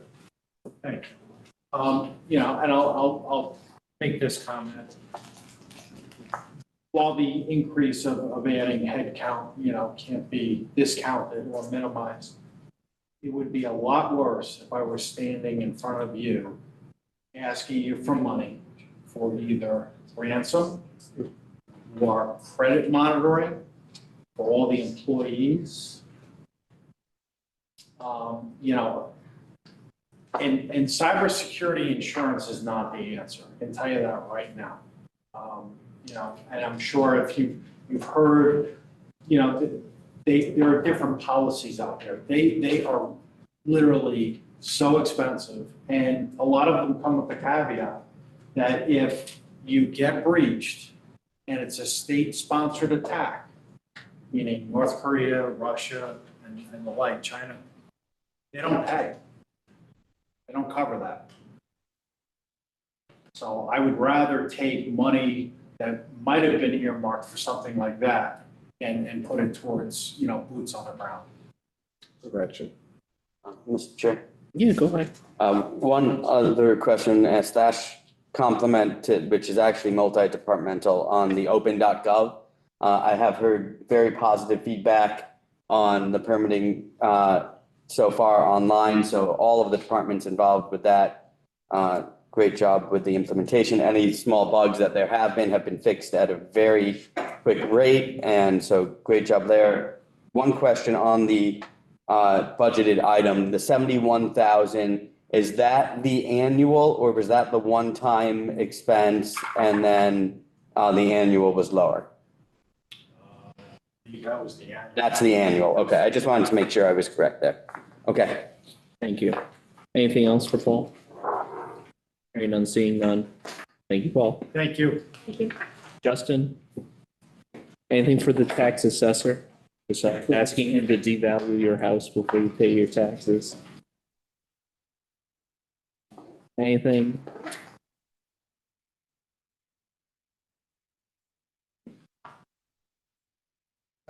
Terry, you look like you have a canary in your mouth. I do. There's not enough to say about Justin Feldman and his performance. Early on, Justin almost left us. We almost lost Justin to another town, and we worked it out. And I'm very happy that you stayed, Justin, because the town that he was going to go to still does not have a tax assessor. So I just want to let this body know and the people listening that there aren't a lot of Justin Feldmans around. And when we're tough on Mr. Feldman during this reval, understand that there's towns that don't even have an assessor. And he is very diligent and very good at his job. Revals it's dangerous territory. It's, you know, especially what just happened in our town with a shift from commercial to residential. And Justin can get into that more, but living through this, I've learned a lot. And Justin's personality with the customer, not the customers, but the taxpayers that come in. And I think we all know that when people come in mad, they really go to the tax assessor's office or the tax collector's office. So all the yelling and screaming and the issues that have happened here happen in those offices. And you've handled them with respect. People come in angry and Justin has them leaving smiling and still paying their taxes. So that's a gift. So I just wanted to say thank you for the hard work you've done through this reval. It's a grueling process. You guys look at a snapshot of the budget and go, I don't like this, I don't like that. But at the end of the day, this gentleman really helped navigate in a big way with Ron this budget and how we unleashed it. So I just want to say, you know, thank you for your diligence, Justin, and that's all. The town doesn't have an assessor. Does that mean assessments don't go up? We still have a reval. It means an assessor doesn't know how to manage it to put the least amount of impact on a taxpayer. That's what that means. Thank you, Justin. Well, does anyone have any other question? I didn't think so. Thank you. All righty. What's next? Building. Oh, yeah, you're filling in, right? John sends his apologies. He's scheduled vacation this week, which he can be here. Well, I'm sure there's going to be many pressing questions about the building budget. Any questions? Go ahead. It might be worth just sending an email. My question is really on the revenue side of things, and that we have it seems like we're on to what the year-to-date is for now what we're rebudgeting as a decreased number from last year. Do we feel like we targeted too high on this past year? We targeted what we anticipated. However, there's a couple of projects that haven't yet come to fruition to the level of a building permit. One of those projects is 127 Main Street. It's the Pondview development. It's 197 apartment units, 1 and 2 bedroom, over 7 buildings with the clubhouse. That is still with the state health department, I believe, looking to have each septic separated by parcel. So they're not ready for building permits. 10 and 36 Main Street, the old Vitremont site. That was another development that we anticipated getting building permits in for, but as of yet, they have not started the construction process.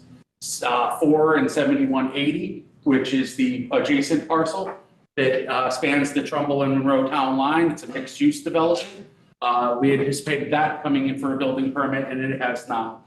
And the last one was 195 and 211 Main Street, which is the Connecticut Housing Partners that has still trying to close their $3 million funding gap from the HUD money that's been pulled because of the propane tanks that sit within 1,500 feet of the property. So with those 4 projects, and those are all 4 sizable projects, that would be sizable revenue for the building department, which explains why those numbers are down. So, and we don't expect those to come in by the end of this fiscal year? We do not expect them to come in by the end of this fiscal year, but if they do, it'll be a positive surprise. So if that's the case, then we would expect those to come in the following fiscal year. We're hopeful, but some of the things, the funding gap with Connecticut Housing Partners has been outstanding now for a couple of years. I would anticipate that gap is larger than 3 million at this point. The Pondview with the state health department, it is what it is. How long it takes. I can't guarantee you any point in time when those permits will come in. We're on top of it. We're looking for them. It is approved through all of our other commissions. Just waiting on others to do what they need to do. So the goal is to basically just be a little bit more conservative in our estimate for next year and hopefully be pleasantly surprised with an additional revenue. That was the thought process when we put the budget together, because we just wanted to make sure that we don't overstate what our revenue projection is on projects that aren't really controlled by us. So on the Pondview, I'm sorry, Mr. Mauer, I have one other question on something else, but. Go ahead. Okay. And then office expenses, I've seen that we've not come in above 2,000 going back many years. We're only at 259 year to date, $259 year to date on the $3,300 line. And I don't see anything in the explanations that's different from previous years. Is there room for maybe bringing that estimate down a little bit, maybe $800 to $1,000 and trimming a little bit off of the estimate there? We can definitely take a look at that. I know with the office moves and the reallocation of space down in the land use area, there's some needs for certain things like cabinets and desk organizers and things of that nature. I don't know if we're at $3,300 with the implementation of OpenGov and the additional monitors that would be seeking, that might be something that would be spent. And I'm not sure that $259 on a year to date is the right number for office expenses. So then I'd have to look into that. I'd have to look into that number. With the office moving and with OpenGov, then would it be your opinion that we're better off leaving it as is for this year and revisiting in the following year's budget? That would be my recommendation. Okay. Thank you very much. You're welcome. with regards to the Pondview, if I understood you correctly, the state has revisited this permitting, and they're talking about, instead of more of a collection area with the units sharing for the septic system, that they're maybe possibly looking to force the project to have individual septics for each unit. Did I understand that correctly? It's I'm gonna have to ask my health department professional to assist me with this, but my understanding is that one septic tank is required for each building. There's 8 buildings. Let me back up a little bit. But by all means, Amy. Not you. I'm so far out over my Not skis, you. it's not even funny. The developer is going to go under the Connecticut Department of Public Health regulations, so because of the gallons per day requirements, that would be one system per building and one building system per lot. So that's why they subdivided it. But then there's some jurisdictional issues also occurring between Connecticut Deep and Connecticut DPH about the gallons per day and whether or not that actually meets the spirit and definition of the code. So right now, Pondview is stuck between the two departments, figuring out who actually has jurisdiction before any sort of plan reviews can begin. But that's a change from the original plan, which was more of a centralized collection. Originally, it was still one system per building, but it was one lot owned by one owner. Right. There was discussion with the state health department and the developer that that was not going to meet the code. So then they went the other route and subdivided, but now there's developments between DPH and DEP, whether or not. So it's all kind of stuff up there. Gotcha. Thank you. You can see how I jumped to 8 separate lots, 8 separate tanks. That's fine. That's your Anything else for building? No? Thank you, Bill. Thank you. Thanks, Bill. Kathleen? Planning, zoning? Budget? Now, what projects might be available? Sure. Go ahead. On the revenue side of things, we have a lot of differences from the 24-25 budget to this budget. Just want to see, it looks like we're expecting a lot more from application fees and then a lot less from zoning permit fees and a lot less from planning and zoning application fees. And I was just wondering if you can kind of go into the rationale behind those numbers. So it's always a guesstimate of what we think is coming down the pike. We invite developers to have pre-application meetings with us, so we do know a couple things that are coming in. One of the best ways to kind of show this as an example, if you look at page 94, where we talk about the planning and zoning appeals act applications. The first line is our special exception permits.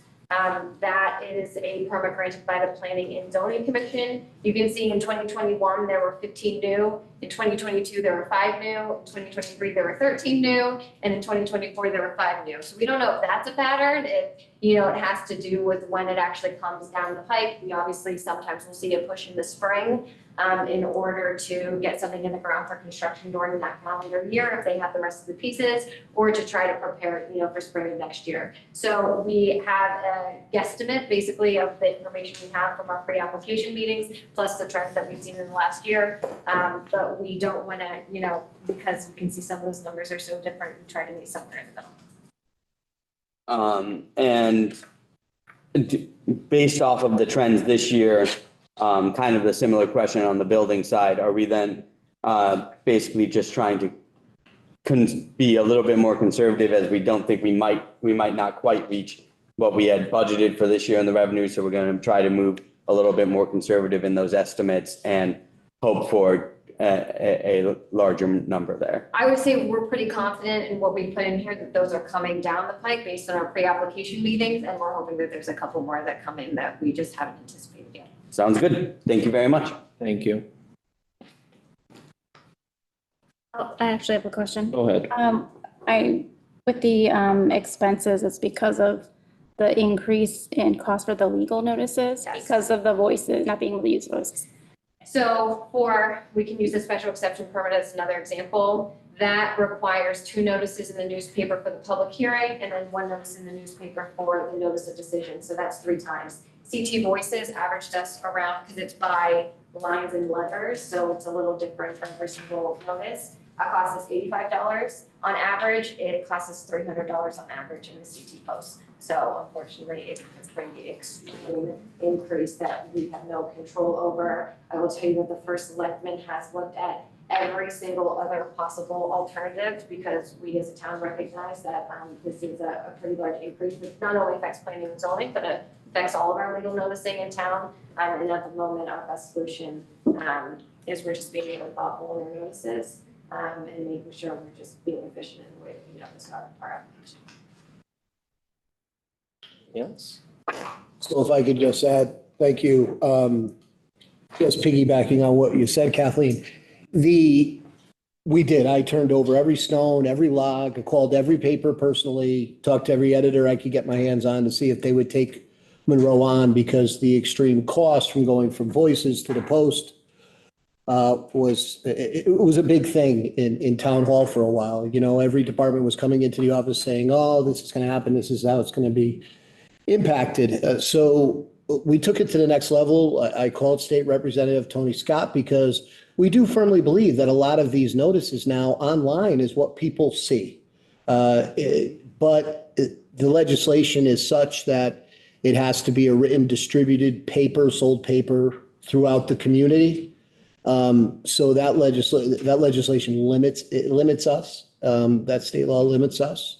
So I do believe that our state rep is going to be working on hopefully changing that.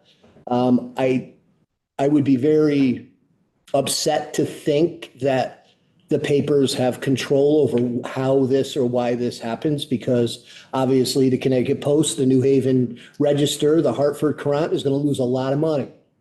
But this is impacting our municipal operations. So hopefully the legislative body in the state of Connecticut can make that change and make that much easier for us. And I do think that would be a lot more transparent to our community as well, that people would actually see it, because very few people buy a paper anymore. I don't know how many people in here still buy a paper, maybe the Wall Street Journal, but I think online, if we were able to use one of our online opportunities, I think that information would get out there better to the community rather than a written paper. So I have faith that that'll change, unless the newspapers feel differently about it. I don't know what kind of power they have, but that's, we'll leave it at that. In addition to that, I just want to mention Kathleen as an employee. So last year, Kathleen was not here. She came short after. The position was open. Once again, another great hire by Bill Holsworth and the former First Selectman Ken Kellogg. Kathleen came into a the system that was in place was working, but when she came in, a lot of applications came in all of a sudden. And we had to really scramble and change land use. And I got to tell you, Kathleen wouldn't leave me alone. She came to my office every day. I need this, I need this, I need this, I need this. I said, Kath, hold on. I'm new too. I'm trying to figure my way around, and she is on me. Well, it took a little while, but we ended up finding Andrew, and we found Thomas. We hired some very good people that I think you would say are doing an absolute great job under her leadership. She takes the time to train. She takes the time to explain. She rolls her sleeves up. She'll sit at a table with you. I see her with applications. Applicants come in, there's complicated applications, and she works through it. For years being in Monroe, it was always, you can't do anything in Monroe, you can't do anything in Monroe. And I honestly, I'm starting to think that those people were just plain lazy. They just didn't want to do the work. So it was easy to say no, because they didn't have to do the due diligence. Kathleen is very different. I think she's kind of, for lack of a better term, a warm blanket when people come in, because she will sit down with them. She will work it through and say, listen, this doesn't work because of the regulations, but we can go this way. Or I know you want to do this project. She will work, especially when it comes to projects that are really good for the town. She'll come to me and say, I think this is really good for the town. This is how she finds ways to do things. She's unique, she's creative, she's a good leader. I just want, the people that are here, once again, the body that's here and Board of Finance and Town Council, to recognize the great employee that we have in Kathleen. And she also fits the culture. These are very stressful jobs. Town hall is a very stressful place to work at times, and it's important to have a lightheartedness. And Kathleen brings the professionalism and the lightheartedness when it's needed, and you're just fantastic, and I appreciate you wholeheartedly. This is your first, I probably won't do this for you again, but this is the first time. So without going any further, but thank you. Thank you for your help. Thank you for your leadership. Thank you for cultivating the people that are new. I think planning and zoning is really appreciative of her work as well. And the citizens of the town should be appreciative of the quality employee we have in Kathleen. So thank you. Thank you. Don't worry, this is being recorded, so anyone's going through a performance evaluation, you just play it back. Well, by charter, I have to do it, so I'm doing my performance evaluation at the same time. And now everybody on screen knows I did it. Thank you very much. Facility maintenance, Mr. First Selectman, would you like to speak about facility maintenance?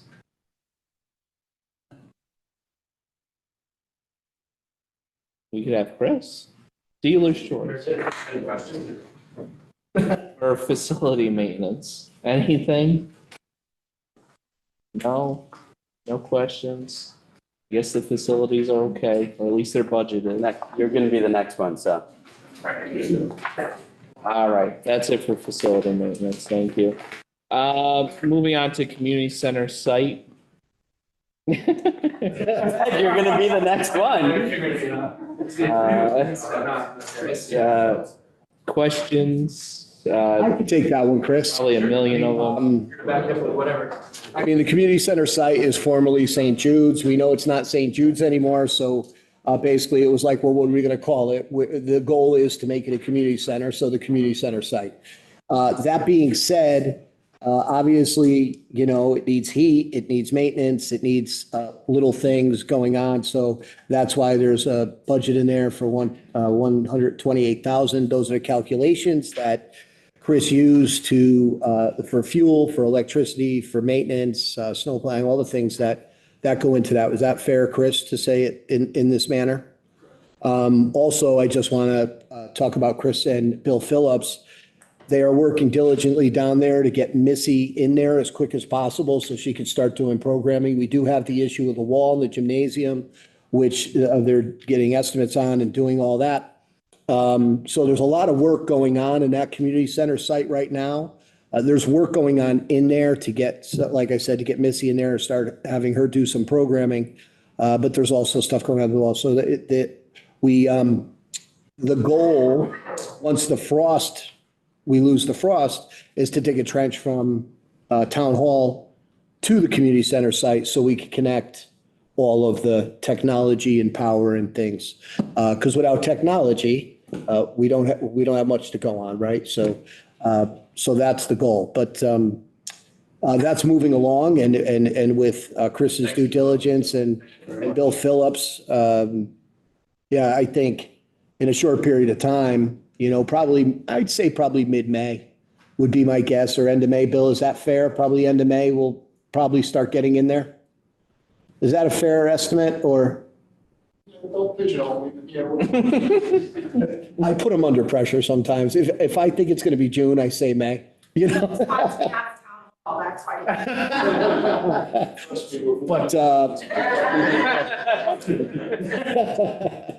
But anyway, that's what that's about. So the goal is to get that thing up and moving so the citizens can at least start using it. They won't be able to use it in its full potential because I've got pie in the sky ideas, but obviously that takes money, which obviously Bill and Rosemary are working on grants for a lot of that stuff. Hopefully, God willing, we get it. But yeah, that's all I have to say about it, Chris. If you want to add, if I missed something. The other end, Matt, if there's any other detailed questions. I just have a quick question. What's our expectation as to the repair to the wall?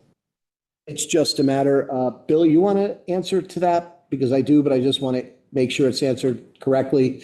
The architect is going to be putting together the forms to put it out to bid. Is that correct? Is that where we are right now? Final bid drawings are done. We sent over the front end docs and they're putting those together. I'm looking at probably 15 or 20 days. It should be out on the street, advertised, and then when it comes back, God help us all. Councilmember Bauer, I think you had a question. Thank you, Mr. Chair. Just so we have an understanding, obviously, these are all estimates. We haven't been in this building really, and we don't know. Just curious as to when we were doing these estimates, were we trying to kind of stay on the conservative side and underestimate and assume, you know, we've got a contingency that built in that if we come in over, it's okay, we have it under contingency, or are we on the opposite end of that and we're trying to overestimate to make sure that we don't have to draw from the contingency? I think, to answer your question, I think at the time of the decision, I think the the estimations for the wall cost and things were? Not for the wall. I'm talking about these budgeted items, like all of the heat, the electric, the operating expense, things along those lines. Are we trying to estimate those conservatively and then say, you know, this might be a little bit low, but we've always got our board of I finance. apologize, I misunderstood the question. I think there's cushion there. I think, you know, on the municipal side, we always have to have some protections, but you answer that, Chris. In our due diligence to talk to Eversource to get an understanding of not its, if you will, more dormant position. We looked back a little bit further, so that's your electric, right? We had to project ourselves toward a higher utilization rate. So a little bit of contingency is built into that. The oil was based on what we're currently using and projected that forward. But it's the best projection we can give at the moment. We're only a few months into the building. The reason I ask is I would rather, in something like this, I personally would rather under budget a little bit, knowing that we have contingencies built into our budget that can be drawn on if we were to go over on a line, on this kind of line. Do we have no Board of Finance So there's no contingency? contingency in there now, but having said that, look at electricity's running. We'll have a better idea when it hits the Board of Finance to maybe build some contingency into the budget at that point. So in that case, what I would say is, to the list I gave to Board of Finance, thank you all for staying, before, maybe add community center site into something that you guys review as to, one, whether we want to adjust these numbers upwards or downwards, and any or whether we want to just build a contingency if we think it might be a little bit low. Maybe then that's better suited for Board of Finance because we won't have that information quite yet. So thank you very much. So we're talking about the total number, the 128 number? Yeah, the 128 number broken down through those items. Right. Is all basically based off of estimates. So under the premise of the suggestion of maybe under budgeting, what type of, how much of a percentage off of that number are we thinking? I think it depends. I wasn't sure if we were, how conservative we were budgeting here, whether we could say, hey, we usually have a little bit of a contingency here. Can we maybe put this down to 100,000, 75,000, something along those lines, and have, and know that based off of what the Board of Finance has determined as the contingency for the full budget, that could be covered within that? Or are we already doing that? In which case, are we high enough that our Board of Finance contingency that they tend to put into place would cover that? But I think Ron is correct that then based off of that information, that's a decision better made by the Board of Finance at that time. Look, I think the budget that was put together, best available information, right? Without dealing, like you said, you were working off of actuals from, that building has been, dormant. So, and we haven't been in it for a full year, so there's no historical actuals. Yeah, no, I agree. Anything else for the community center site? No? Thank you. Special and regional programs.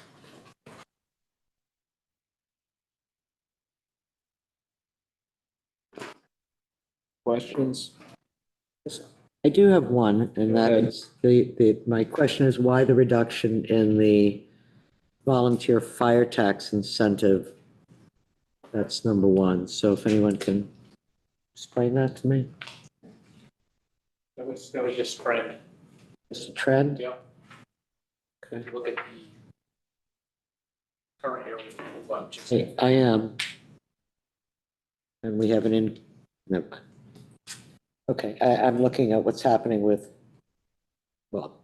taxes and looking at a reduction in that. So just asking.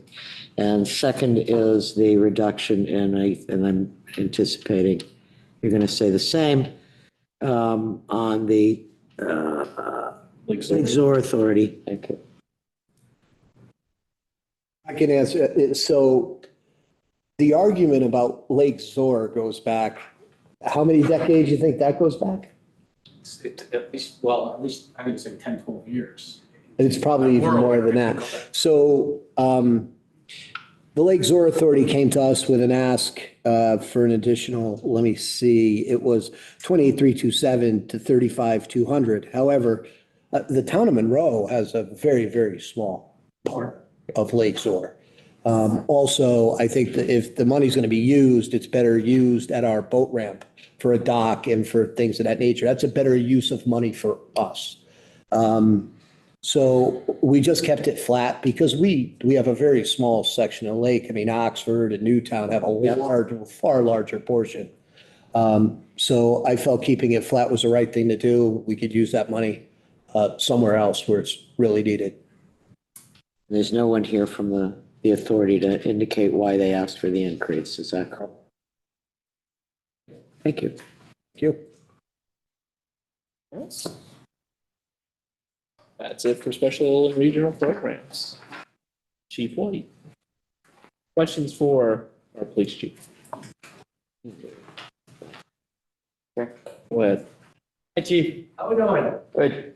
I just want to, I always like to check in with police and fire, and I'll be having the same questions for fire too, of just current needs for the department. Is there anything not reflected in this budget that you think? Biggest one we had discussed earlier, Mr. Holdsworth. He had two different numbers, as Chairman mentioned, for that grant that we're looking for the body cameras. Well, I was going to jump up and explain that, but I'll explain it now. Is that the larger number is, so we're mandated to have dash cameras in all our cruisers and on our chests at all times from now on and going forward. So we were early to get in on that game, so our cameras have gone end of life. So our body cameras, we can't get them fixed, we can't get them repaired. You come to me, say it's broken, I throw it in the garbage and we move on. Our dash cameras have 1 year left of service on them and they go end of life. So the higher number we talked about earlier was to cover through the grant, hopefully, the dash cameras and the body cameras. Even though we still have 1 year left on the dash cameras, if we can get the grant, I'd rather just replace them all at once. And move forward, if we don't, next fiscal year, we're going to have to talk about dash cameras.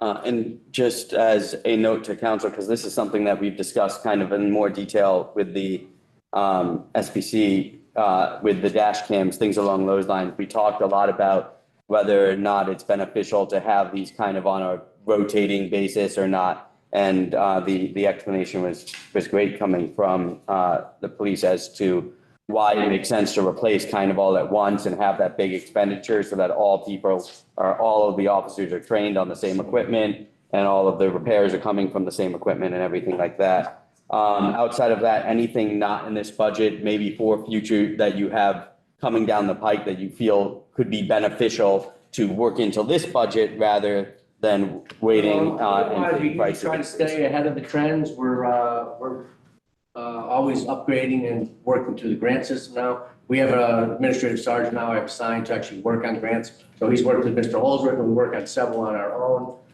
We've been very successful with grants over the last 2 years. Believe that trend will continue and we hope to fund most of our equipment through that means. Great. The only big ask in there, I'm not gonna hide it, it's the officers that I put in there. And one of the triggers that'll be important to know with that, you talked about pond view all night. Pond view is a big adjustment for us. We can put a couple hundred people in a small section of town.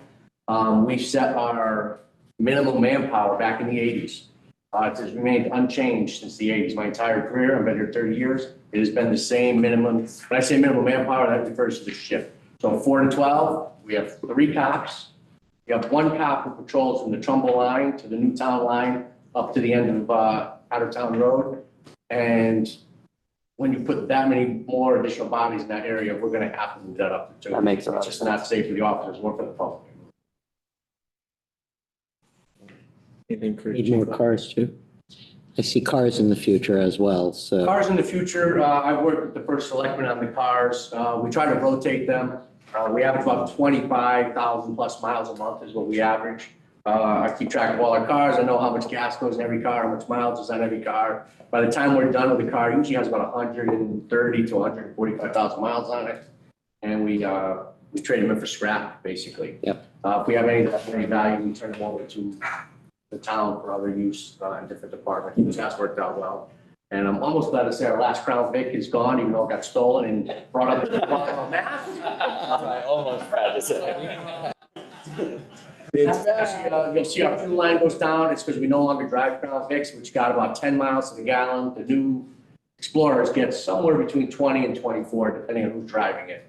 We don't have any problem with the new vehicles and the key fob. That's a major issue. It's, yeah, it's 100% an issue. I know the topic you're talking about. That's how the car from the senior center was stolen. That's a fleet key issue. Most of the problem with that is we're open in the back. We have free access to the back of our building. Anybody right now could be just sitting back there and walk in. If you have that fleet key, it's a real problem. One more, chief. Yep. We have one ACO, one full-time ACO in town, correct? Yes. And two part-timers. Are we looking at, with the increased Pondview and all the other increases, and I can't help but notice wild animal calls. I mean, they respond to a tremendous amount. We got a rabies call this week, possibly. And there you go. Yep. Are we looking at a second full-time ACO? Is that? We actually have an adjustment that's in there. So we used to have 3 part-timers. We're eliminating one of the part-timers. We're adding hours to the additional part-timers. Because it's been a very difficult position to staff part-time. We have good people in there and we have them working 19 and a half hours. If we could up them to 29 and a half hours, we're getting a lot more coverage with the people we have, because we have to train them too. You're required to go. I'm aware. To DOAG and see all the training. And we've had people do that and then leave us. Well, and that's an hourly rate issue. Correct. But are we looking to go to a second full-time ACO? And if you do, would that also in the future require a second vehicle? So they currently have 2 vehicles. So they have a pickup truck that they've been assigned for years and they've always driven. It's gone. We scrapped it. Their truck is beautiful. Okay, I'll have to go look. Brand new. And they also we eliminated one of our canines in the police department. So the second canine vehicle has been reassigned to animal control. We took police off the side and now says Town of Monroe Animal Control, and they have the cage and everything built right into it. It's worked out good, but they do operate 2 vehicles at the moment, which are both in good shape. Same question. Are we looking to go to a second full-time ACO? We have not had that discussion. So the only discussion we had was eliminating number 4 and increasing 2 and 3 for this fiscal year. But that is a possibility. If we do see an uptick in population, we could discuss that probably in the next fiscal year. And has your current ACO suggested that at this point? No, she actually asked for Ally, our secondary person, for more hours for her. Okay. I think she'll be able to handle it through that, but it's something we'll definitely be able to evaluate as this year goes through. Okay. The hours were sufficient. Thanks, Chief. Thank you. Thanks, Chief. Thank you. And nothing else? So before you sit down, I have a couple of. It's a hard walk. I have a couple of. I tore my Achilles. I have a couple of words. So, just since last time we sat in budget season, the chief and I, he helped me with the police union contract, which, looking back at it, we made some moves that we thought were going to help the overtime and things of that nature. Has that made an impact at all, the new contract? Has it made an impact on the I would overtime? say It definitely has. One of my goals was to reduce sick time and get more out of individuals, and I believe it has. So it has helped the sick time. There was some sick time abuse as well. Has that helped the sick time abuse? Issue, and I believe we have ended that and we moved forward. Good. So that's good news. Also, I just want Council and Board of Finance to know that when the chief came to me for the 2 new officers, when I sit in this office, the community reaches out about a lot of things. They reach out about road conditions. They reach out about speeding. They reach out about many things. So when we put this budget together, I took into consideration people that came to my office to see me, called me, emailed me, and in some cases, social media platforms, just information, because this is all information that you're given that helps you decide where the community would want their money spent. So when the chief came to me about the new officers with the issues of traffic, there seems to be no really consideration for the law these days. decriminalization or whatever it is has really turned many streets into a mess. I know Stratford, Catherine, you were Stratford, they just passed a law so that you couldn't have ATVs and things going up and down the roads. We haven't seen that significantly. We've seen it a couple of times. Sparse, but we. Yeah, it's sparse. So the extra patrols to help some of those streets in those situations, regardless of the population, because we don't know when those projects, some of those projects could be 5, 10 years down the road. But in the current status of what we need, I think those officers are useful. When the chief came to me with the officers, they were full year positions. And the chief is great at figuring out how to thread needles, and he said to me, okay, we could do it just half a year. He goes, you know what? We could start them a quarter of a year, because by the time we get there, by the time we find the candidates, by the time we get an academy, that's what it is. So it's a small impact on this year's budget, but it's a very nice move moving forward to get more law enforcement on the street, to help with that traffic, those traffic situations. And it will also assist in, it'll limit overtime and things of that nature. So there's a lot of benefits to this. But anyway, I just want to thank you for the hard work you do. And just, if you don't know, the chief is also part of the emergency command. When the floods happened, he was at my side through the entire thing. And that was 4 months of, I don't know, there's a term I want to use, but it was a living, what, right? And got me through FEMA and got me through Department of Homeland Security, Emergency Management and Homeland Security. I mean, I was new to the job and he brought me through and he taught me, grabbed me by the hand, said, this is how this works. This is how this works. So he took his time with me to teach me how certain things work that I didn't know about. And then recently with the ice storm, so we spent, a whole Sunday together, going around, driving around, making sure, getting the warming center ready. The Facebook, the online stuff. He helped me with some of the messaging, chief, is this the right way? So it's been an absolute pleasure working with you. And I just, once again, for the people online, for the people in this audience, and for this body, I wanted you to recognize the great chief that we have. So I appreciate it. Thanks, Chief. Thank you. All right, Monroe Volunteer Fire Department. Good job. Mr. Chairman. Really shortly, I believe. What after Monroe Fire? I already, sure, no problem. All right, questions for Monroe Fire? Mr. Chair. Go ahead. Just based off of the current budget, any big expenses that you think is coming down the pipe that might be a better fit for this year's budget, that you guys, any big needs? I mean, we know the big one for you guys is the actual apartment house. Anything else that, or do they not make sense until the department house is kind of figured out? Yeah, that's right. I think our operating budget, I'm comfortable with, is a modest increase of 1.5. Really, our big need is around capital.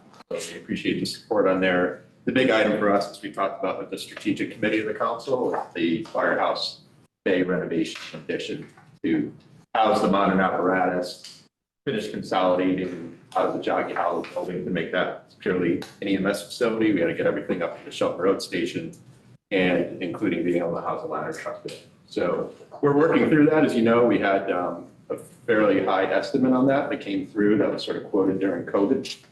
We are working with other vendors right now where we're trying to do our best to get that price down. And once we have something more definitive, we'll come back to. Sounds good. Thank you. Quick question about the building maintenance.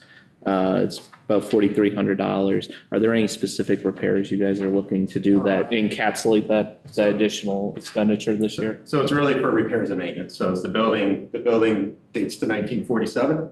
Every year things continue to go wrong. We had 2 heaters that just broke. The ice storm, we lost our entire water pump and all the electrical line that went with that. Probably twice a week we have repair technicians at the firehouse doing something because it is an aging building. But there's nothing that immediately comes to mind that you're looking to swap out, or is it just the increase over the last year that you're having to expend additional? Right, we're seeing incremental costs, particularly in the HVAC. water heaters, things along those lines, so that's reflecting that. The only item, a smaller capital item that's in the budget is replacement of the ice machine. We have an ice machine for rehab, to bring cold drinks and fire scenes and training sessions. So that's about 20 years old, so there's an estimate for that, in the operating budget. Other questions from Monroe Fire?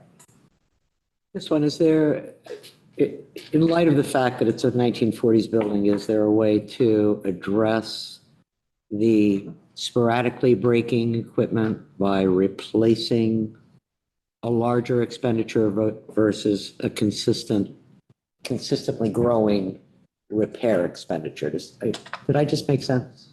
Yeah, there's certain things that we're looking to. So for example, there's different heaters in different parts of the building. So there was one where in consultation with our technician, we replaced the fan motor. There was another one where we just replaced the entire unit to go to something new. Right.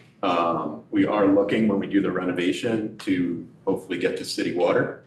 We're on well and we have issues with that. We have a lot of issues with the well pump, the quality of the water, the hot water heater, probably every 2 years we have to replace. For different reasons. So it's a mix of repairs and some we try to do upgrades. Okay, thanks. Anything else from Monroe Fire? I have to. Just with a lot of the things that we've dealt with through the year with emergency services, all of the chiefs have just been absolutely fantastic. I just happened to, by just call volume and how situations worked with Chief Catalano a little closer. The decision to sell the apparatus was a good decision. That was helpful. And also, he's done some significant, so in this budget cycle, and he did touch on it, he came to us with a purchase of a building for, $10 million. And to be honest with you, based on my experience with the EMS facility, I didn't think that was out of the realm of realistic. But he did some due diligence and found some other options that are going to be a third. It appears at least less than half that cost. And thank you, Chief, for doing that due diligence, because ultimately when that comes about and we get that done, your diligence saving that money is everybody online. That's money that we don't have to spend, right? And the fire department needs that space because there's new regulations as far as cleaning and storage. And the chief, you're doing a great job at managing what you have and doing what you need to do with what you have. But in the most recent ice storms, how many calls did you have? It's our third busiest day in our 102-year history. Third busiest day in 102-year history, 40 some odd calls that day. And I'm sorry, Stevenson and Stepney, that's why I brought him pizza. Because I got a little flack back because I brought Monroe on pizza and I didn't bring the other guy's pizza, but it's coming. It's coming. Gluten-free for you, Bill Davin. But anyway, so, the bottom line is just we have a professional. We have a finance, Kevin's a finance guy, so he understands the numbers. And he always comes to us with a conservative approach, but an intelligent, facts and data-based conservative approach. So I just want to say thank you. Thank you to all the chiefs, but thank you to you, Kevin, because you're standing there now, especially for the due diligence of that building. That's going to be a big help. So thank you.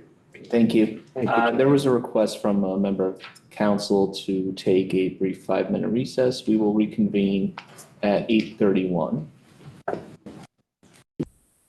All right, good evening, everyone. We're back in session. It's 8:34 p.m. Next on our list is Stevenson Fire Department. I'm like way over here.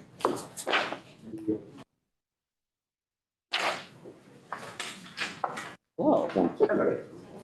Same question I gave Monroe Fire. We're seeing about $4,300 in expected additional charges for maintenance for the next fiscal year. If you could just give us a little background on that. The building's good. They're older every year. We have a different standard here. The station one was built in 1950. Station 2 was built in 1983. The air conditioners require more maintenance every year. We're not at a point where we need to replace them, it's not time to rip that Band-Aid off yet. Station one, we do have to replace the hot water heater on a regular basis because of the well. Tap water is not an option down there for us. Okay, only because the way it was trending at least is, when do we have? Which line item? I'm sorry, it's, I can give you the last four digits. It's 153045. Page 124 of the budget packet. It's gonna be the second item under expenditures, yep. Mr. Chair, if I may. Yeah, real go quick. ahead. Both the last one and this one, there's a new line item underneath both of those for this year. If you look at page 125, that with the septic and oil water separator pump out for both stations, which is $4,000 of that piece. Okay, makes sense to me. Any other questions for Stevenson? Go ahead. For me, it's the same question that I asked as well, of anything not in this budget that you think would be a need for the station that you were just kind of trying to put off one more year or anything like that you think would be extremely helpful to push up? We worked very closely.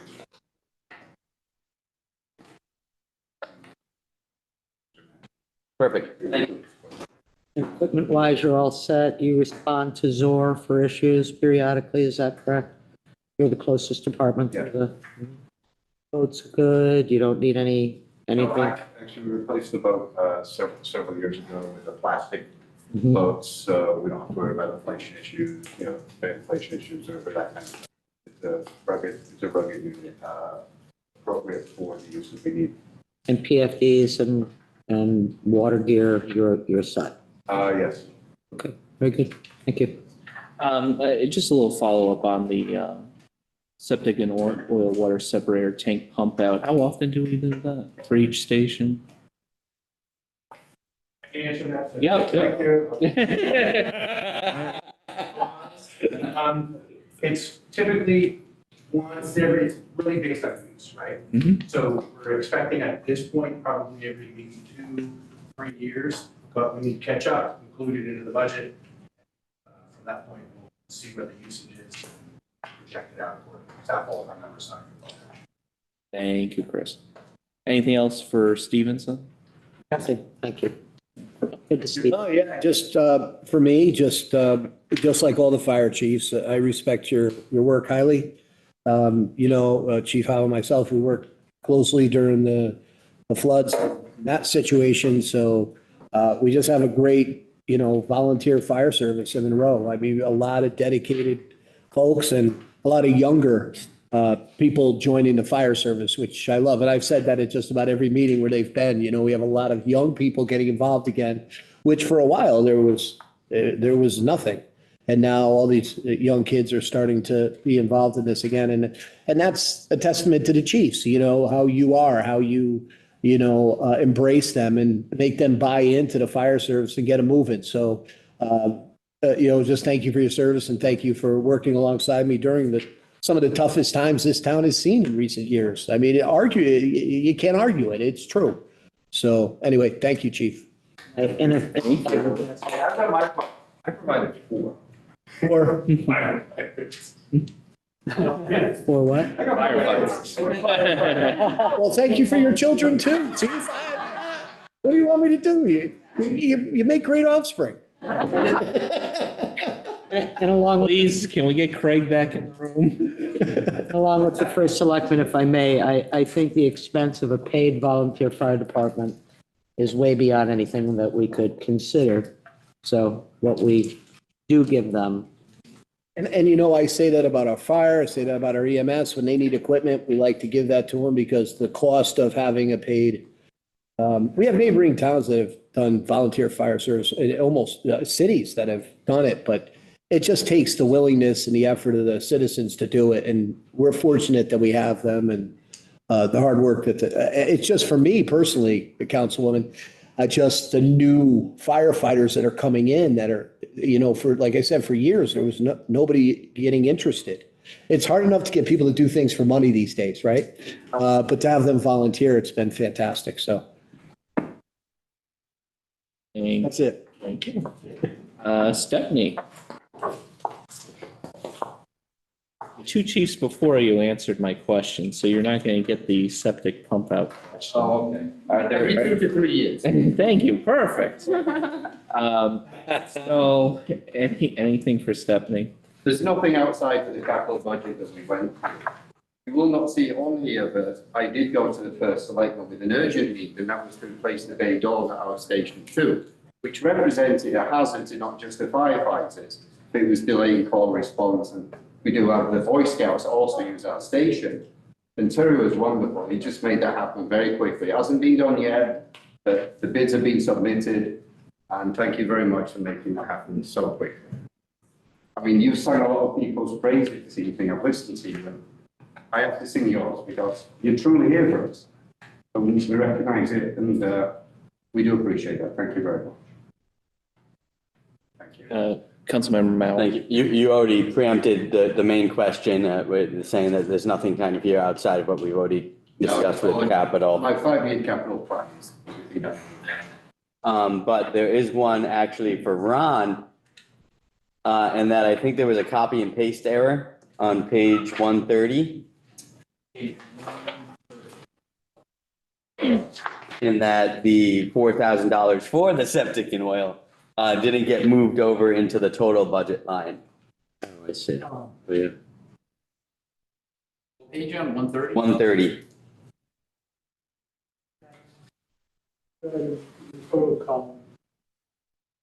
So instead of 7907, it's 3907.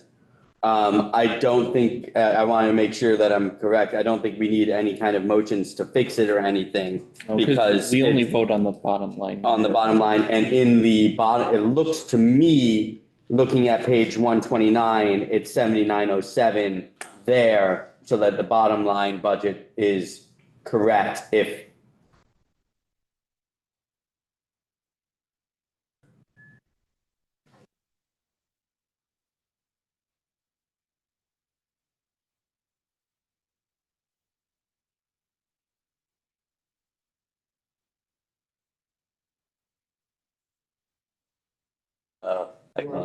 Yeah, so the budget's correct. Okay, so it just needs, it's So the 314 number's the right number. The 314, 474 total budget is correct, so Yeah. we don't need to worry about it in the sense of it affecting the bottom line. It's just basically amounts to a typo then. Anything else for me? That's it for me. Chief, as I've asked the other chiefs, is there anything in terms of equipment or replacement that has not been considered in this budget at the moment? Outside of my 5-year capital plan. Very good, thank you. Thank you very much. Have a good night. Water distribution system. I'm sorry, Chief, you're not getting away that easy.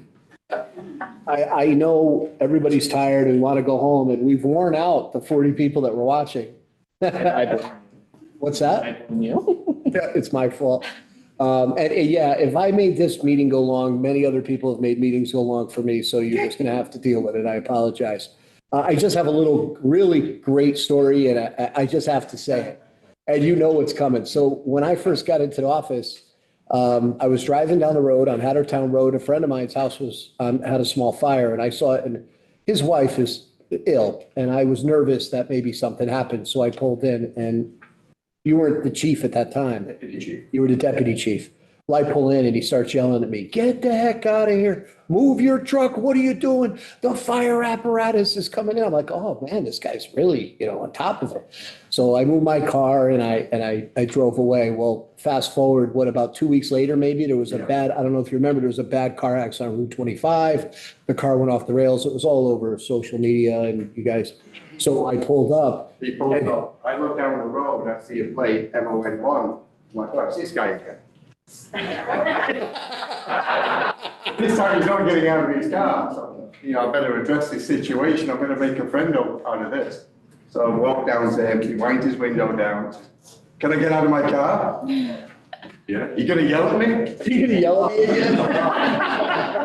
"Let's take a walk." But anyway, it was a great story. But now fast forward, he's the chief of Stepney Fire and he invited me down. And I got to tell you, the gentlemen that work in the fire service and anybody here that's worked with the fire service knows there's been some dissension within the firehouses. You know, this one doesn't get along with this one. And with the new chief in Stepney, everything's working holistically. And I think that's very important. You know, being in law enforcement, there was always like a rub between the police and the fire and EMS. There's always this little competition. But we're all in it together. We're all a piece of what happens when somebody needs something. The EMS does their job, fire does their job, and police does their job. And the fact that I'm seeing emergency services working better together and that you being a chief was a big component that was needed to pull the fire service together because your visions, Chief Howe's visions, Catalano, you guys align in what you want for the overall fire service for Monroe. We're a team. You're a team now, and I know it's hard for other people to see, but I see it, I feel it. When I went to Stepney and you had all the young people and just you introduced me in an amazing way like you did tonight. Just thank you for, culture is a huge thing. Culture is big in the town. It's big in town hall. It's big in the fire service. When the culture is good, you get the best out of people. You get creativity out of people. I just think it's just, when you have a good culture, so much more gets done quickly, efficiently, and that's sort of like also spread to EMS and PD also. You know, Exactly. See with your officers. Chief, can you help us with traffic? We got it. We take over with them. We work very, very well together. you do, and that comes from leadership. That comes from, you know, in anything, it comes from leadership. And having you in the leadership role, I'm very happy to see that. I'm sure the other chiefs in the other fire department, Bill Davin will tell you he doesn't appreciate it, but he does. You know. But anyway, thank you, Chief. Thank you very much. Don't yell at me again, please. Thank you, everyone. Thank you, Chief. Water distribution system, fire hydrants. Was there a change that had to be made? So we can expand on that. First, getting on, you want me to? Good and bad? We have chewed up the numbers from some information we received from Aquarian. However, an additional review of the budget overall, we are reviewing that holistically, looking at electricity. We have some items with, I'm sure everybody's seen in their buildings with special. Public benefits. Public, yeah. So we're just looking at everything. It's not a hard number yet, but we're. Okay. Something we can present. We don't think we'll have it before it goes to finance? Yeah, we, not sure. Okay. Okay. We'll have better information when it's at finals. Well, let me know, you know, at 6:55 on March 10th, right before the meeting. You'll be the first to know. Thanks.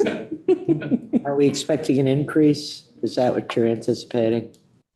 Not with the hydrants. Okay. But with electricity, we might need to move down. Okay.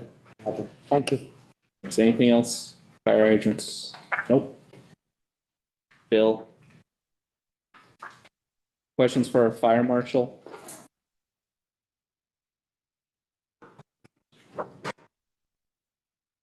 Mr. Chair. Go ahead. Same kind of line items that we've concentrated on with a lot of the others, the office and operating expenses trending at about under 1,000 right now year to date. Most of the time we don't hit, I don't think I've seen, going back the years that I looked at, that we've hit over 2,000 in any of those years, but we're estimating at 3,250, 3,500. Do you think there's some room for? It was higher last year because I had to buy a new NFPH that code collection, so, yeah, that's why. So we're actually budgeting almost at the exact same as last year. So do you think we have a little bit of room? Yeah, probably a little bit. There, okay. What do you think, maybe 500 on each, like bring 2,750 and 3,000 office and operating to do, still giving you about $1,000 cushion plus on each from what you've done in previous years? Yeah, I would say probably closer to maybe 400, maybe about 1,200 in there. Okay. Yep. Thank you. That's it for me. Thanks. Any other questions? for a fire marshal. Thanks, Billy. Thank you. Emergency management.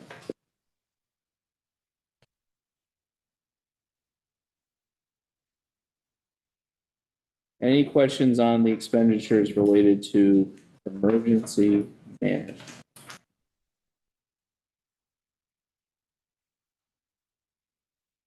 Hearing none, seeing none. Thank you. Emergency EMS, I think Craig's here. I am see him. online. Hi, everyone. Hey, he's hanging on there like All the cat good. on the poster. Questions for EMS, please. Member Mauer. Thanks, Mr. Chair. Hi, Craig. Just wanted to check in similar to what I did with the police and fire. Is there anything not in this budget that you think we could possibly save money on in the long run by moving it up a year and doing it now and replacing something now or adding something now rather than wait down the line? No, we're in really good shape.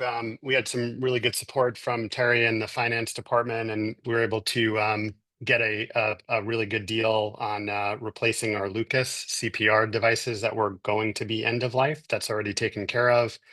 So no, we're in good shape for the next budget year. Perfect. Thank you. Yep. For VEMS, where do we stand on contract negotiations as of right now? Yeah, starting those now. Contract runs through July 1st. So we've had meetings with Terry, the finance department, town attorney. So working our plan there to move forward. Okay. Were there preliminary estimates given, or we do have budget item? Yeah, we do have a preliminary proposal. We haven't negotiated yet, and there's also we want to change a little bit on how the fees are portrayed there. So we have to have a kind of next step after we sync up on our end. Will be a discussion with VEMS. Okay, because right now we're showing about $8,000 increase for contracted service. There's the projected increases in contingency. Oh, it's in contingency. Okay. Yeah. Any other questions for EMS? Just one, as I've asked everyone else, the vehicles are still in good shape. We're not needing any replacements anytime soon. We actually have one ambulance, our oldest one. We're going to issue an RFP to replace that this year. That's budgeted. We've got the accumulated funds for that. It's not reflected in the budget you're looking at now, but capital expense, I guess. So working on that, hope to get the RFP draft over to the town to review in the next, hopefully, week or two, and then we'll issue that. Okay, thank you. Sure. Other questions for EMS? Hearing none. Thank you, Craig. Sure, thank you. PW.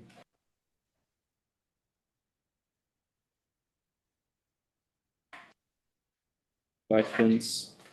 Go ahead. Nice try. Good try. My biggest question, I know the reason for the for selectmen adjustments based off the pages on a lot of the paving aspects and the tree warden operating expenses and things along those lines is because of use of Town Aid Road. But in the past, if I'm correct, we have both utilized the same amount of Town Aid Road and had it budgeted at the $1 million for the paving and had it budgeted at the one tree warden was an increase. So maybe that's not accurate, but it had it in at the 101. So maybe this is more just for the paving. Is it that we're finding that we can't use all of the money that we have budgeted plus what we get for Town Aid Road, and we're just not able to utilize all of it, or are we just trying to cut back? We can utilize it. We're just doing a budget adjustment to, work the best budget he can present available is what the situation is. I think in all fairness, to speak to that too, Chris, and, there's a lot of moving parts to this, but I think a lot of, the funding that we've gotten, it doesn't get used up as quickly as maybe we'd like to. And the state has kind of put a little pressure on all municipalities to use up what you're getting. They don't want you squirreling anything away. They want you to use. So I don't know that. I believe that may have an impact on what was adjusted to, that we're just using more town aid road because of the push for its use, which is why we thought administratively maybe we could use it. We're also looking at all these grants and looking at them really, really closely and finding where we can, because the caveats of how you can use these grants, their lists sometimes are very long, and you say, okay, well, maybe the previous first selectman or somebody didn't think of using it in that way, but we're getting creative with the grants and saying, hey, maybe we can use it for this, maybe we can use it for that. So I believe that might be part of the reason why there is adjustment there, but I just wanted to jump in and help it along. So have we not been utilizing all of the town aid every year? Is that what we're hearing? That's correct. Oh, I'm sorry. Yeah. So if we were to still utilize all of the town aid and utilize that $350,000 that we're adjusting off and saying for town aid, do we have the capacity to also do an additional $350,000 worth of work? The potential is always there, yes. I think that the $2 million mark, regardless of what we've been discussing, is a very doable and comfortable number for the department of our size and our capabilities without having to go out to contract, which is you're going to see a 40 to 55% increase on top of what our costs would be. So therefore, your bang for the buck isn't going to be there because you're outsourcing. So I guess, in-house, the numbers that we're looking at here are what we feel is capacity for in-house. And for present value calculation, maybe this is more to you guys now, based off of that idea of what the markup would be to do more now, it sounds like if the markup is that high, present value wise, it doesn't make sense to do $350,000 worth of excess on outsourcing this year than over, let's say, the course of 30 years, 10 years, whatever the future number you want to calculate is, of getting it done at the pricing that it is at now, but granted with a 40 to 50% markup, versus having that money and spreading that out, but there's going to be price increases on labor, on materials and things like that. So that I think that's the biggest question then, is where does that markup create a devalue, or does the continuing growing costs of labor and materials and spreading that out over the course of, let's say, 10 years to make it easy, is that more valuable? I mean, that is not a model I've worked up. I will be honest with you. Whether it's for this. But I mean, you're also, trying to project out what inflation's going to be too. Correct. Right? So I mean, there's a lot of variables there. Well, I think if anything, we've seen the cost of doing our roads has never gone down. No. It's just a matter of by how much does it they're not go up. going to the life expectancy Right. becoming lesser, so you get multiple factors, the negatives, if you will. So whether it's for this budget season or for futures, I think that might be a value and an evaluation that we want to do and a model that we want to work up of, instead of, well, I think this is a smart move in the short term. On the long term, it might be costing us more and more and more money.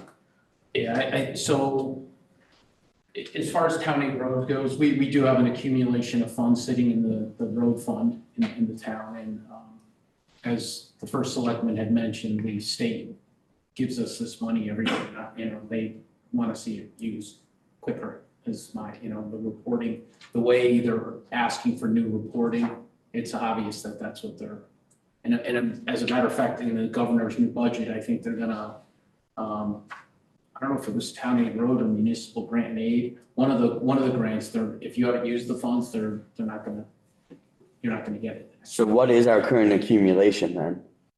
We're in the grant fund, it's, I want to say it's just about $1 million. So have we budgeted that full million We're into? expecting to, we're trying to work it down, yes. Are we working it down or have we budgeted the full million? I think we've budgeted the thing. Okay, because if that's the case, then we need to budget that full million. Absolutely. And And it's not only, I mean, you get different funding sources from the state, you get LoSiP, and they're looking, I think and it was actually said in the governor's, that was just released 2 weeks ago. I mean, they know how towns have utilized these funds, because it's great to have a safety net in case you need it in a bad winter, right? And that's, we've always kept a balance for that. And, but that's also why we have a rainy day fund. yes. Yeah.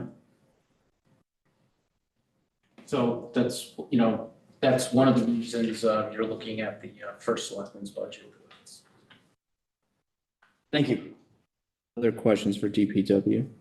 Councilmember Persico. I just have a quick question about the tree warding. I think we talked about this last year, so my apologies, but the year to date was a lot lower than budgeted. Do we just do a lot of that in the spring is when? Well, the majority of that work currently is happening right now. Right now, it's already started. Okay. I'm just not seeing it. Yeah. Thank you. Other questions for DPW?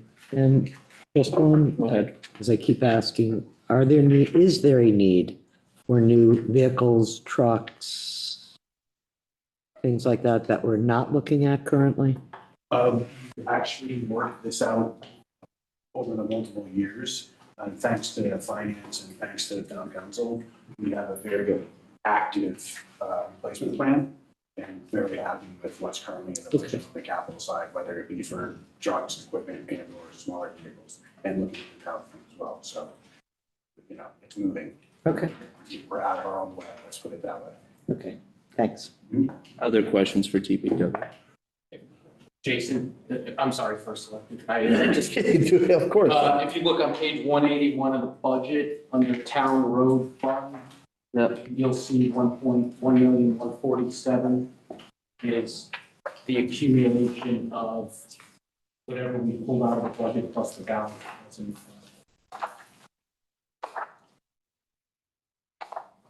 See that? Yeah. So that's the current accumulation or what's currently budgeted or both? It's what's available to spend, so it's what we've, reduced the budget by to utilize those funds, and I don't know if that's an exact match, but it's to utilize, it gives us the availability by putting it in the capital plan. Okay, But that's what's available. thank you.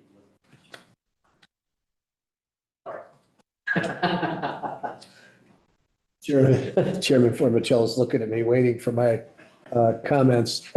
I apologize. I didn't mean to go on a roll like this tonight, but as I see the directors come up, I just can't help it.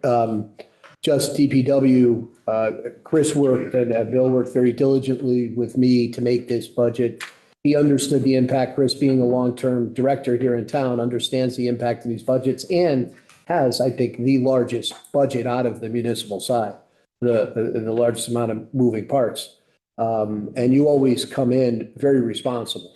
And I appreciate that because you can ask for the moon and you don't. You ask for what you need and a little bit more. You're always folding things in and the bill the same thing. We need it this year. This we can wait a couple of years. You're very factual and data-based with your asks. And I appreciate that because we don't want to waste money, but we also don't want town services to suffer at the same time, right? We don't want to be lean to the point where we blow up, right? We're talking about an engine. We don't want to be lean to the point we blow up. We don't want to be rich to the point we're bogging either. So I think you run a really sharp operation. You're on top of things. I know you come to my office, one little glitch, he's in my office, Terry. I just want you to be, whether it's trending, whether it's different things. So Also, they're doing a great job on the animal control facility down there. That was basically led by Bill Phillips. You're doing a fantastic job there, so thank you for the help there. Bill is also working on a community center, getting things done over there. He's assisting me with that, so that's a huge help. In DPW, as far as a team, Chris on the high-level administrative side, Bill on the building execution side, you have a great team at DPW, and I think now that there's nobody here, to those who are listening, Donna Lynn Wells, Donna Lynn, I didn't say nobody or somebody, but nobody from the general public. I think we can see the work that they've been doing this year. I mean, just getting those roads together, Bill and Chris, getting those roads back together after that storm in 8 days, the recent ice storm, get all the snow and the cleanup in the middle of the night, you run a really good ship. You've worked really well with me. You've done really good for the town and just appreciative. And then coming with a great budget, a great idea, I will tell this council that we probably could use 2 more maintainers. I'm trying to be very, not conservative, but folding things in, so to speak. But when it comes to DPW took over park maintenance, last year we had a lot of storms, so it wasn't indicative of how that system is actually going to work in all fairness. So we brought in 2 to just see how it works, hopefully during a normal summer. Because obviously we had the floods, we had a tornado, we had this, we had that. So we'll see how that goes. But I know that you could even use more help with what you do. But I think 2 will get us started. We could fold them in, see where we are. Right, Missy? You're all shaking yes, so you agree with this decision. I also want this council to know that everybody has onus in this. We sit in my office, we discuss this.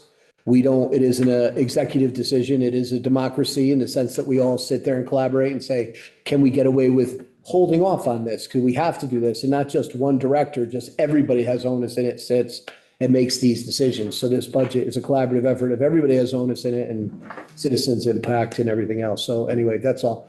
Thank you very much, Chris, for your work, Bill's work, and that's it. Back to you, Mr. Chairman. Kudo on to Bill Phillips. There's a lot of the product you folks will see at the end of the day that don't actually know. Agreed, but there's a lot of effort that goes in that you may not see his involvement in, and I'm glad to have him and very thankful that, we were able to get a good team going together. So, thank you. Thank you. Thank you, Chris. Great. Thank you, Bill. Guys, highway guys, the highway guys are incredible, incredible.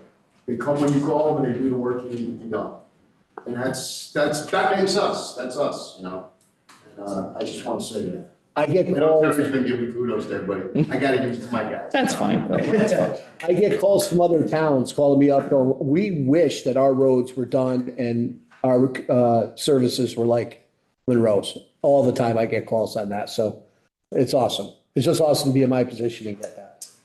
Every storm this winter, the immediate comment as I'm driving around is, oh, state roads are dirty, Monroe roads are clean. I mean, it's just day and night difference. Day and night difference. Black and white, Sean, black and white, that's what we like to keep. Thank you, Chris. Thank you, Bill. Amy, you're next. You've been sitting there, nice and quiet. Are there any questions for the health department? As Missy wants to chuck some horrible instrument at me. Are there any questions for our health department? Ready to go. Somebody ask a question. Please, please. Thank you for sitting for so long. All right. Well, just real quick on, come on, Aim. Come on, Aim. Everybody wants to stay longer. I can't tell you how many times people made me stay longer, so I'm taking this moment. Just as far as health is concerned, just Amy does a really good job. I don't know if maybe everybody understands that every septic system that goes in town, every commercial property has a septic. She has to inspect that and she has to watch that. We've had a couple of projects in town where the septic installers were trying to cut corners. Well, not with Amy Leahy. I'll tell you right now, she's like the long arm of the septic law. And I get calls back and they'll call me and say, well, she's real tough, but she was right. You know what I mean? And that's what you want to hear. You don't want to just hear they're tough and a pain in the neck. You want to hear they're making the right decisions. And septic installers in town, that I've known them for years, they come to me and they say, you know, she's really good. She knows what she's talking about. She's fair. She's decent. And then not only that, remember, she also, you know, mosquito-borne or tick-borne illnesses, she also monitors that. So we kind of have an ongoing thing. I poke my head in her office. I go, is Monroe healthy today? You know, and she's like, yep, Monroe's healthy. And a couple of times she was like, well, we got this situation, right? We got to close the door and talk about it because there are a lot of little, you know, tick-borne and mosquito-borne diseases that maybe we don't even know about, but she has to be on top of that. And sometimes they affect horses and you're wondering if it's going to affect a human. We've seen that. We've seen things that infect horses and then you go, well, will that make it to a human? And she says, well, it can, but we're monitoring it and things of that nature. So there's a lot goes on in that little health department other than, you know, what you think. So anyway, Amy, it's been great working with you and thank you for always putting out a very low budget and doing a great job with it. Thank you very much. Our next department is Community and Social Services. I did release Ms. Cassia. So if anyone has a question for that, I would invite you to send me an email and I will forward it to Ms. Cassia to answer prior to our deliberations on the budget. It wasn't my mistake. I have no question. Moving on. Edith Wheeler Memorial Library. Getting there. Getting there. I feel like Getting there. I feel like Am I going to hear about the makerspace again? I think I feel like Nicole got 2 bites at the apple. Does everybody else feel like Nicole got 2 bites at the apple tonight? All right. Questions for our library director? The new, I do have a question. So we have a new hire, which is a library assistant. That was a replacement. Let's walk through that, because 9 o'clock at night on a Thursday night, it's a good thing because we lost a bottle. So I need your help, finance. I completely, let's go to page 169. Okay. I'm gonna do that full-time. Let's go from the bottom. Okay, we have the time off weekend coverage, fine.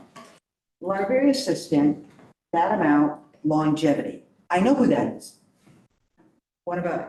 Library assistant, longevity, perfect attendance. I also know who that is. However, I'm missing my head of circulation, and I think this new hire is my new hire. I'm missing a mile. Because this new hire can't go from 47,873 in January to 46,033 in February. When were they hired? When were they hired? A year and a half ago, 2 years ago. So it's a decrease, yeah. So Talking about 48 library assistant too? yes, that 48,030 is actually, yeah. So it's not a new hire? Nope, that's not a new hire. Oh, well, let me rephrase it. The number at 48,030 is a real number. I know that number from this year. However, the 46,033 could be the new hire number, Which needs a different line. but it needs a different line. So there's an additional employee. And that's okay, but I think I'm missing somebody.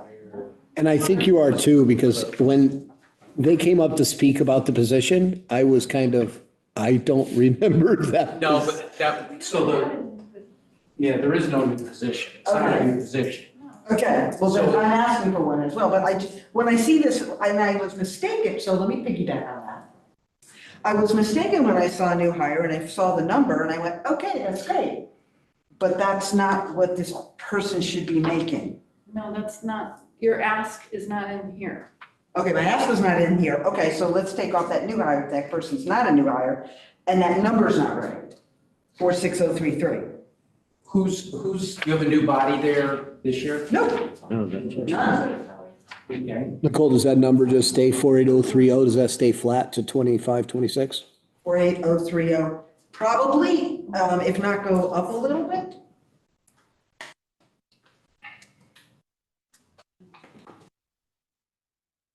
cost of living increase, that should be good. Just want to be sure that people pay right. Yeah, library assistants. Right. Go to live. I see the point. So are you also suggesting that 48030 should be increased a little Would it bit? be better that we just look into that clerically Want to see this? at another No, time? I don't want to start payroll. Oh, but, you know, because this is the one I was referring back to. Yeah. You know, that's her, that's Sharon, that's Gail, and that's Wendy. So. What about Jean? That's Jean. Not a new hire, right? And it's not a new position.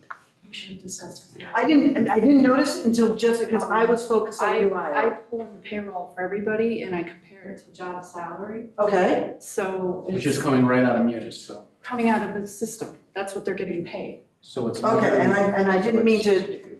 But tell you what- I have to make sure that it's correct. Okay, and then my only thing is that person, to me, that person's not a new hire, and that was my trigger that I was mistaken. Okay.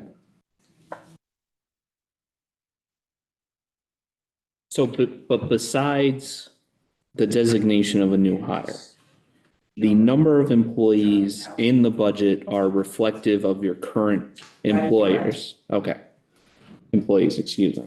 All right, so the number of employees is correct. It is this one change that on page 169. Correct. Library assistant 2 designated as a new hire, of which approximately $2,000 decrease in that line item.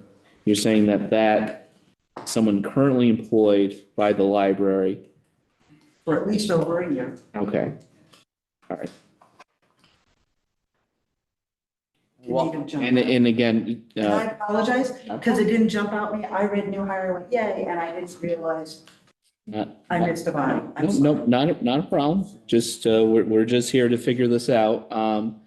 And so finance will take a look at that, into adjusting that number.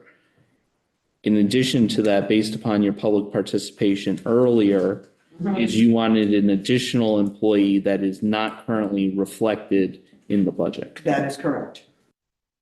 Okay. An additional full-time employee? Additional full-time employee. Okay.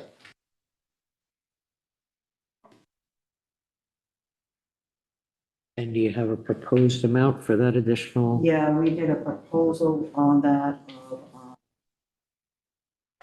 I was looking at, a yearly of 48,91048. 48. 910.48. And just correct me if I'm wrong, that would then be a higher annual than the current library assistant 2 that we were just discussing. Is that correct? The one that you thought was the new hire? Right. And what would that position? Yeah, and I believe that's why and that's why when I saw the 46033, okay, so it would be a clerical union entry-level position. And we are a step 9. And that's where that number came from, the 4891. You said step 9 is what this employee would start at? I think, wasn't it? That number in question, that's John Yatowski. Okay, I'm gonna switch gears, go back. No, we, whatever is best for finance for us to figure out. Why don't we just work on what's in front of us first, and then we'll work on the second position first, after that. Where are the 4608, the 46033? That's John Yatowski. And I don't have her, is that what she's currently making? Because I have her at 4,700, 47,000 and change. It's a blended rate. She's between steps. Okay. That's all for an open contract. Yes. Okay, I misunderstood, okay, now that makes sense, okay. And my apology to everyone is I saw a new hire and I thought that was the number of new Yeah, she hires. was hired in 23, so probably should have taken it off. Yeah, no, that's okay, and that was just my trigger. So- That made me confused. And Ron, do we leave the 46,033? Yes. Okay, not a problem. And then any adjustment that has to be made based upon the new contract or steps is absorbed in contingency? Would be in wages. Wage adjustment. Wage adjustments. All right. So we don't need to make any All right, so additions there. no changes other than remove the new hire document number, which really doesn't matter, but we can do that. All right, so now you wanted to add a position related to the makerspace, having a full-time employee that would be a member of the clerical, an entry position in the clerical union, and you approximated the salary to be $48,910.48. Yeah. Okay. And you also reflected that it was step 9, but I don't know if that necessarily matters for our purposes. What? It's not a step 9, it's a grade 9. Grade I'm 9, sorry. whatever, grade 9, okay. All right, What would the title, title be? The title is an adult and teen services library assistant.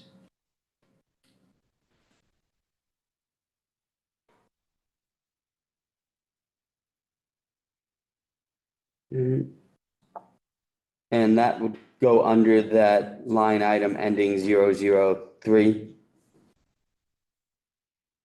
with the children's librarian, adult service office assistant, it would be under that line item. for budgeting purposes, Heidi, doesn't matter what it's labeled as for, because this is a new title, right, Nicole? It is a new title. Okay, but for union purposes or anything like that, do we have to call it like a library assistant 2 or whatever? So I don't know if is this a type, does this exist in the bargaining unit at this point? No. So this would have to go in wage adjustment, and would have to be bargained in.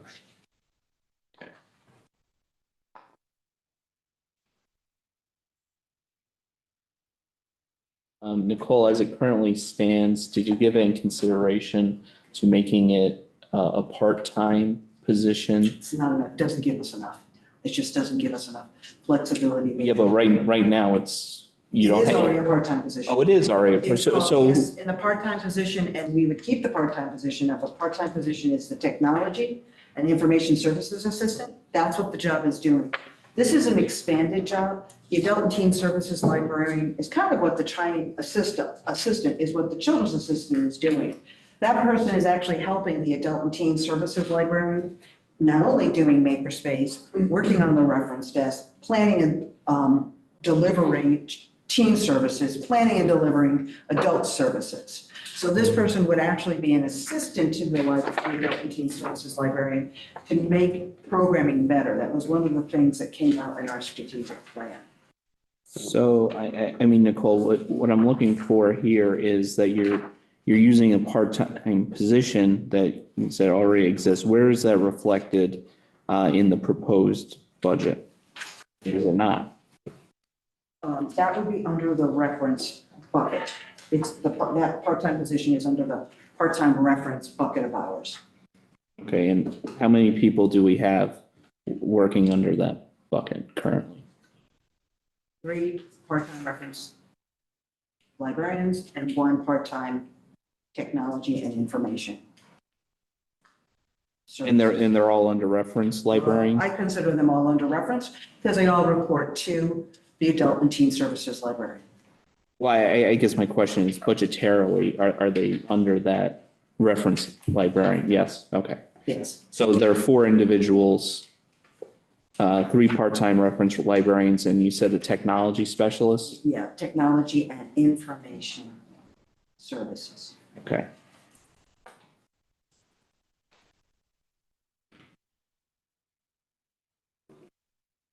And so again, just to, so we're all working on the same wavelength here, we are keeping all 4 of those positions, and we are additionally you were asking us to additionally add a full-time position. Correct.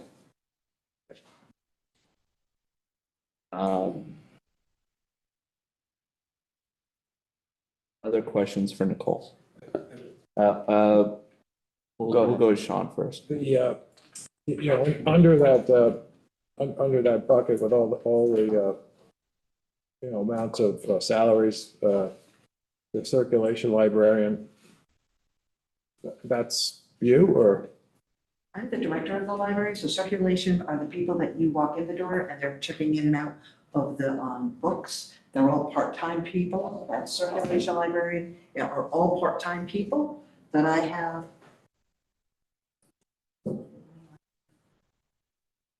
That's not one body. No, there's 21. That's all the part-time people, that section, right? Yeah, so everybody, yeah, circulation to custodian are all part-time. The Correct. full-times are reflected between children's librarian and library assistant, and obviously you're the first part. Okay. Other questions for Nicole? Councilmember Mauer. Can we, if this is a brand new position that's not within the unit yet, so this isn't actually a library assistant two necessarily, we don't know that yet, correct? Or, It's definitely not. That, I think we were talking two different positions. oh, no, yes, I'm saying this new position that's being recommended, we don't have a bucket for it yet, correct? So is there a way for us to even add it to the budget? It would have to go in wage adjustment. So, but we still wouldn't, so would we add it to the budget with, if we wanted to add it, would we add it to the budget with a budget line of 0? And then include it in wage Well, adjustments? I wouldn't include it in her budget at all. It would be in HR's budget under wage adjustment until it Okay. gets bargained in and then it can. Right, because there are additional steps that would have to take place because it would be a union position. Additionally, there would have to be a job description, all those So if different we steps. go would back have to be to completed before. 72. I just want to see how wage adjustment is broken out too.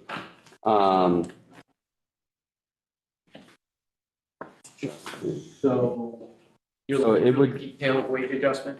So, yeah, okay, so that it would just be adding that amount to wage adjustment with the understanding, even though it's not itemized out, that that portion is being utilized to create this position within the next budget. That's really our only way of doing this, correct? Okay. What page were we on? 169. All right, so this needs to go to HR wage adjustment, which is on page 72.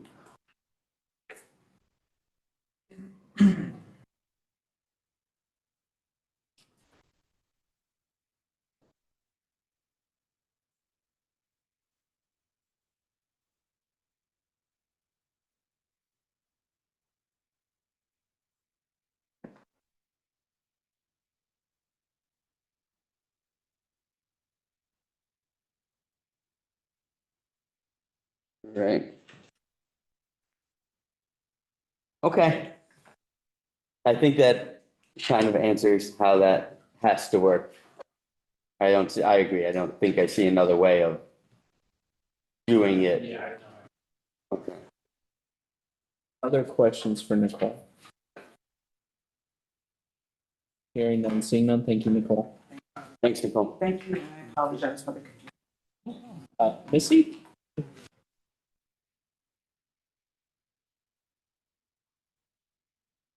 There's still 7 more departments before Parks and Rec. You saved the best for last, I know. No, nobody can say. I said. Oh, Ron. Wow. Gotcha. It took all night.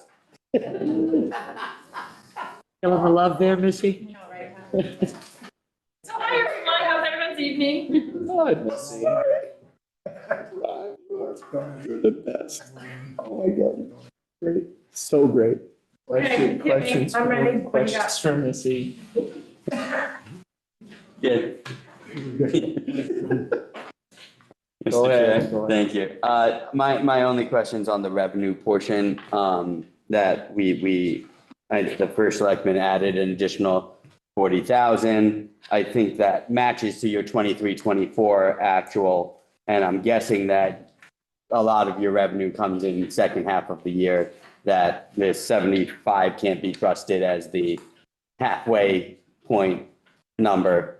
So you have no issues thinking that 220 is a reasonable goal for revenue? If we don't have a fire warning that closes my campground or a flood that closes the last few days of my season, it should be okay. Okay, I like it. Because I lost 30 days of park stuff and camping. Minor details. Yeah.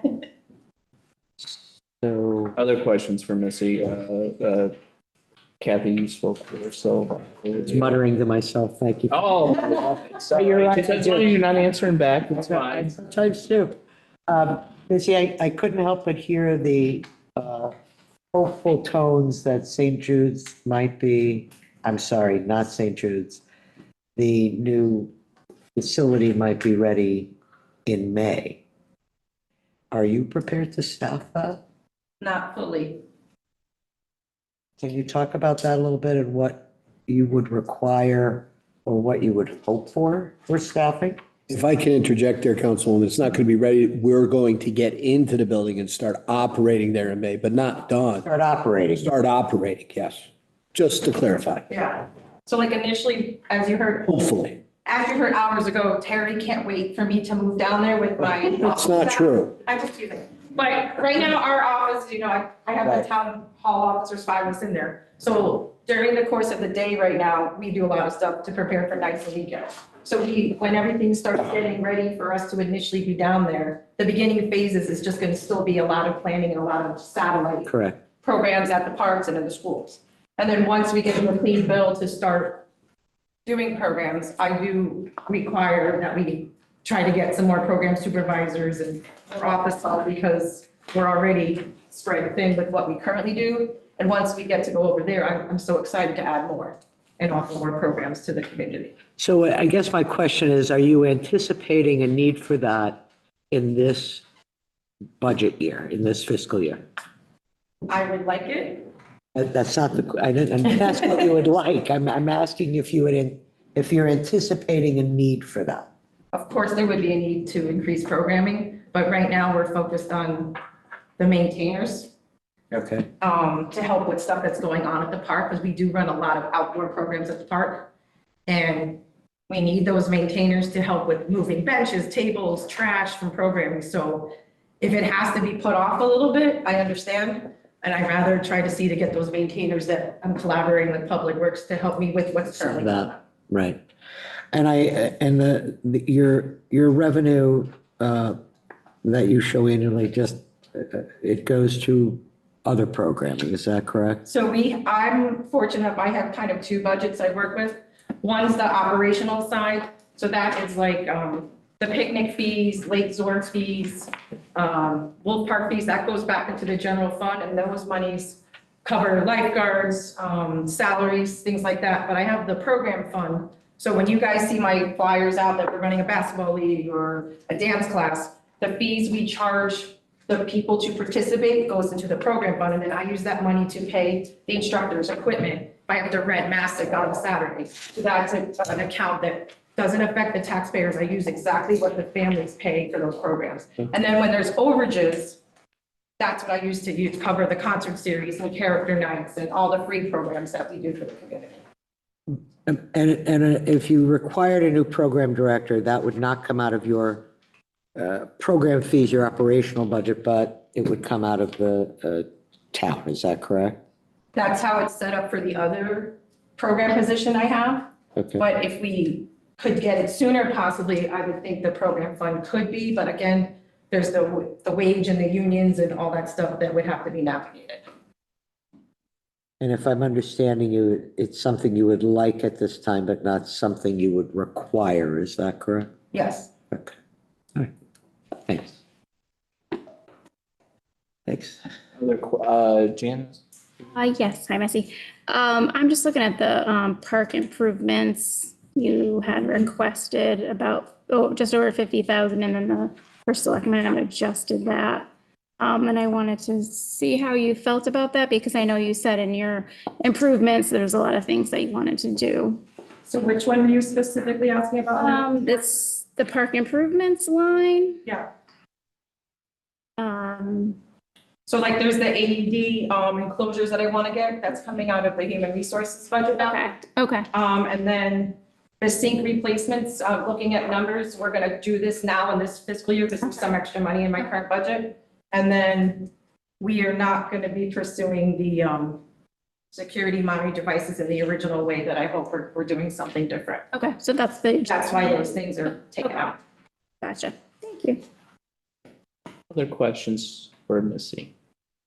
No, just that I want to say, Missy and I have talked a lot about this budget and how to move forward and what her needs were. Obviously, park maintenance, I mean, once again, last year was the first year of the DPW taking over park maintenance. Not a real fair year for DPW because of the tornadoes and the windstorms and the floods. I mean, it took a lot of resources to work on those things. So we want to see how the next year goes, but I did believe with the new roller and paver that we bought, the two maintainers would help with that, maybe help with the parks as well. The project, the programmer, is something that I do want for Missy. Simply because when we do open up the community center site and nobody's going to get programs running like Missy's going to get programs running. I mean, your staff is always like, she is just waiting to go and start things. So I think she's going to bring in some nice revenue and some good opportunities for our citizens to do things in that center. I think it's going to be a very good thing for the community. But when we make that move and she gets down there, that at that point, as she starts figuring out the programs, and she has what's called a contra fund. You may know about this, Councilwoman Kohut, because you're the liaison. The contra fund is there to initiate new programming. That's what the use of that contra fund is. So at that point, that programming position would be very useful at that point. It's not that she can't use it now. She could use it now, but I talked to her and I thought, can we push it back just a little bit until we figure out what's going to happen there and see, like I do a lot of things. I don't just dive in. I slowly fold things in to see how things work out. But if this council or Board of Finance feels the need to put it in now, it's definitely something that can be used. If I have one thing in this budget personally that I would like to see one of our departments get, it's her to get that position. But obviously with the stress of the budget, with the reval and everything we have, trying to bring it to where we can operate very well and still deliver a budget that I believe can pass at referendum. So it's up to the council and Board of Finance, but she definitely can use that. That's for sure. All right. Thank you. Thank you. Any other questions for Missy? Hearing none. Thank you, Missy. I didn't get any praise. And Missy's great. You have to give a speech for everyone left in the room. All right. So thank you everyone for attending. Thank you to all our department heads who were here all evening. We're very appreciative of each one of you staying. We may reevaluate for next year, but we will see. I would like Terry to thank the council member who suggested we take a break. Councilmember Kohut did do that. Thank you. So as for timing, if there are questions for department heads that were not able to be asked because they were not available this evening, I would ask those questions be submitted to me by close of business tomorrow. The reason why it's such a short turnaround is I want to give them the ability to answer next week so I can distribute the answers prior to the town council packet being distributed. Additionally, I would ask that any motions be sent to me in the form of an email. Any organization by any groups of town council members would be appreciated if it was all in one document, so I could then easily forward it or the packet. And I would ask those be done by close of business on Wednesday, because the packet has to go out on Thursday. As I've stated previously, I intend to have this budget vote on March 10th during our regularly scheduled town council meeting. The Board of Finance will then receive the municipal budget prior to the March 15th deadline. And thank you, everyone. Thank you, department heads. Thank you, First Selectman Rooney. Thank you, members of town council. Thank you, members of the Board of Finance for attending tonight. I am going to adjourn this meeting at 9:40 p.m. Thank you. Thank you, everybody. Good night.